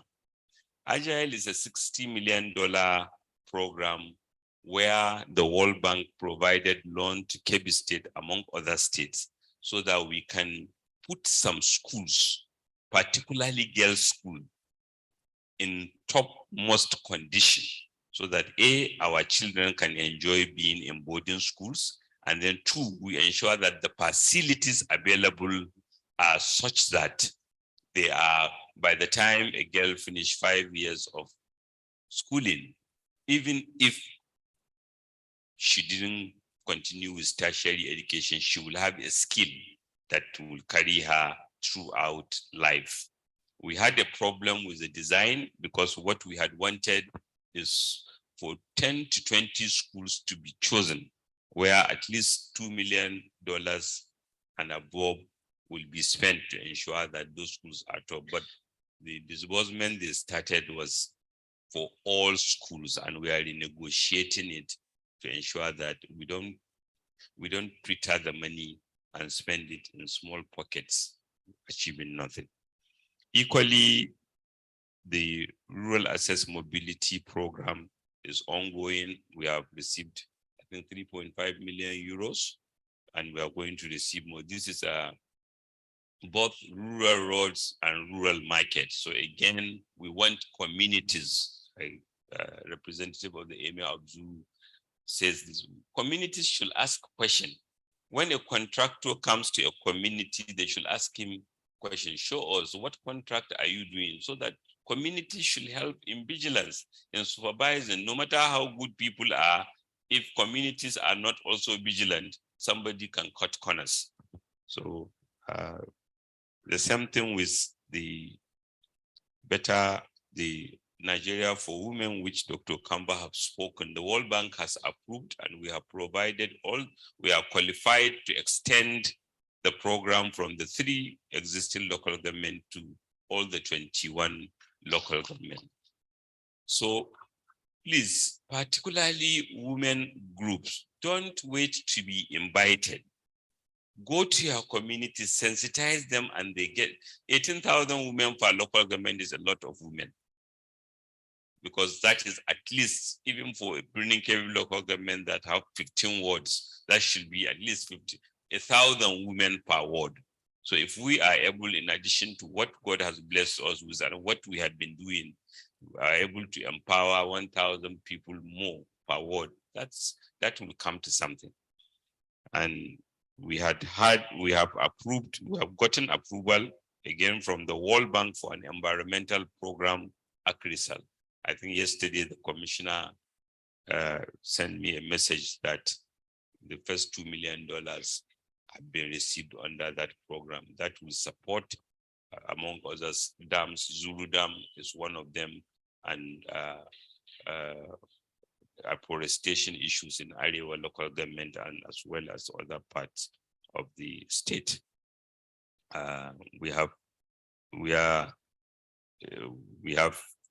the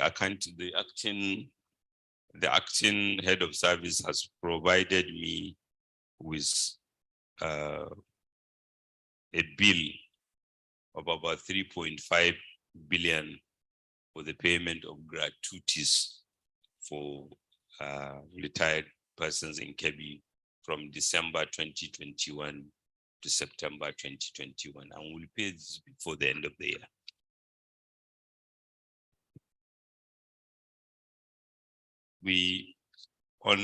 One of the things we inherited, which we will ensure that we don't pass to the next generation, the next government, was that most of the contracts were not paid. Sometimes it's not possible to pay for all the contracts, but there should be clarity about what contracts you are passing over and what stages you have paid them.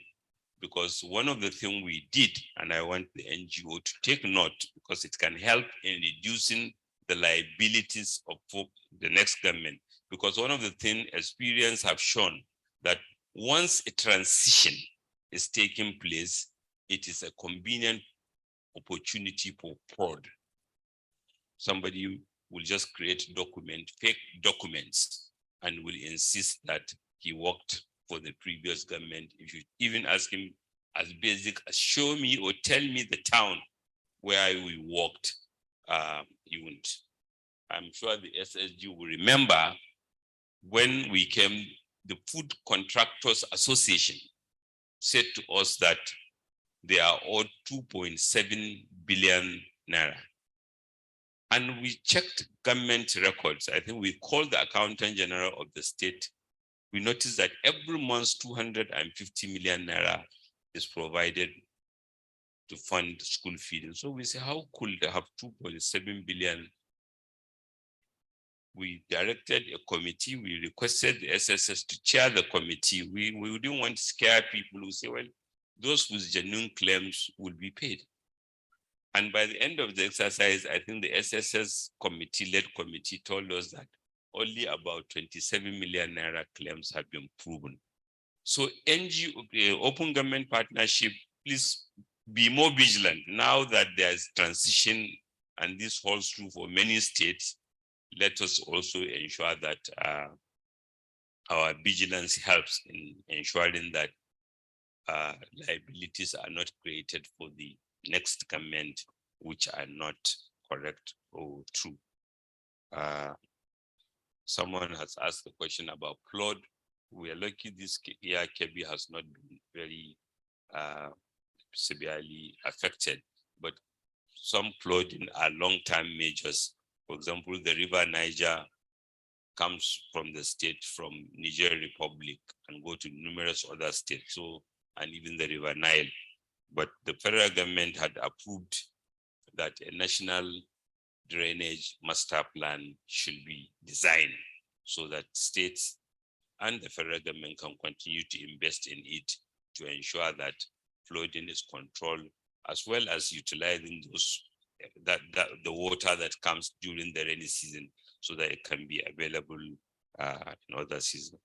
Last but not the least is to really thank all of you for this participation, and thank all of you for all the support you have given us and making do with some of our inadequacies and that every government is limited or should be judged by the challenges that it faces.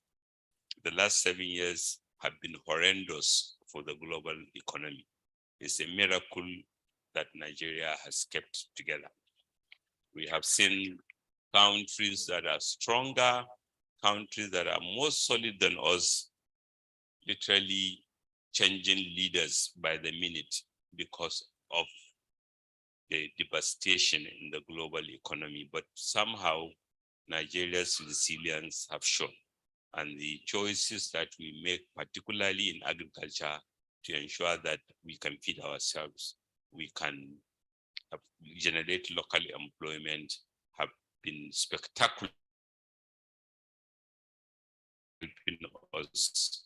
I remember Kebbi State, we didn't stay because of COVID, because we thought through it carefully, and other states were locking markets and shutting down telecommunication towers. We choose not to do so. And also we did things that were unusual, sometimes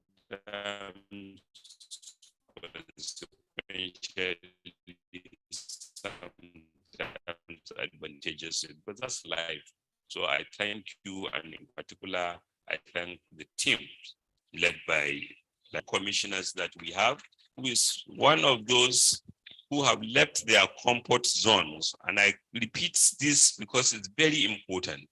To do differently, we have to motivate younger ones to leave their comfort zones and participate. Sometimes we are not compensating them enough. He has PhD in chemical engineering. This is someone who is just like many others like him. So if we give him a job to come and help, we should sometimes tolerate when they make mistakes, because in changing society, we want new risk to be taken. We can't have things being done the old way. And when you invite somebody to take new risk, you must be willing to give him the totality of your political support, even where he does wrong. I thank all of them. I thank the team. I really, really appreciate that NGOs now see that government is partnership. We are not perfect. We are not better than you. We are partners. Where we are wrong, we are wrong. Where we are right, we should work together. And equally the same goes. And indeed, I thank all the public servants who have been very, very helpful and supportive at all levels. I thank you very much.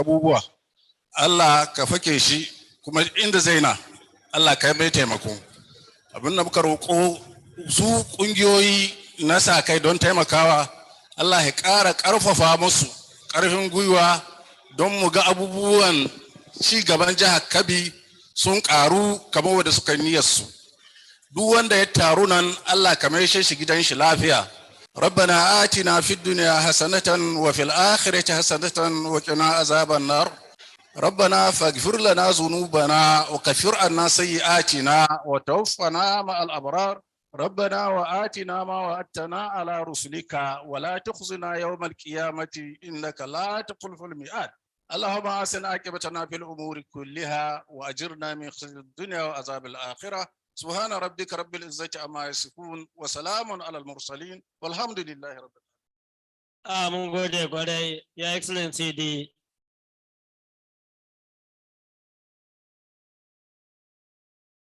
National Anthem. Taken Nigeria, please.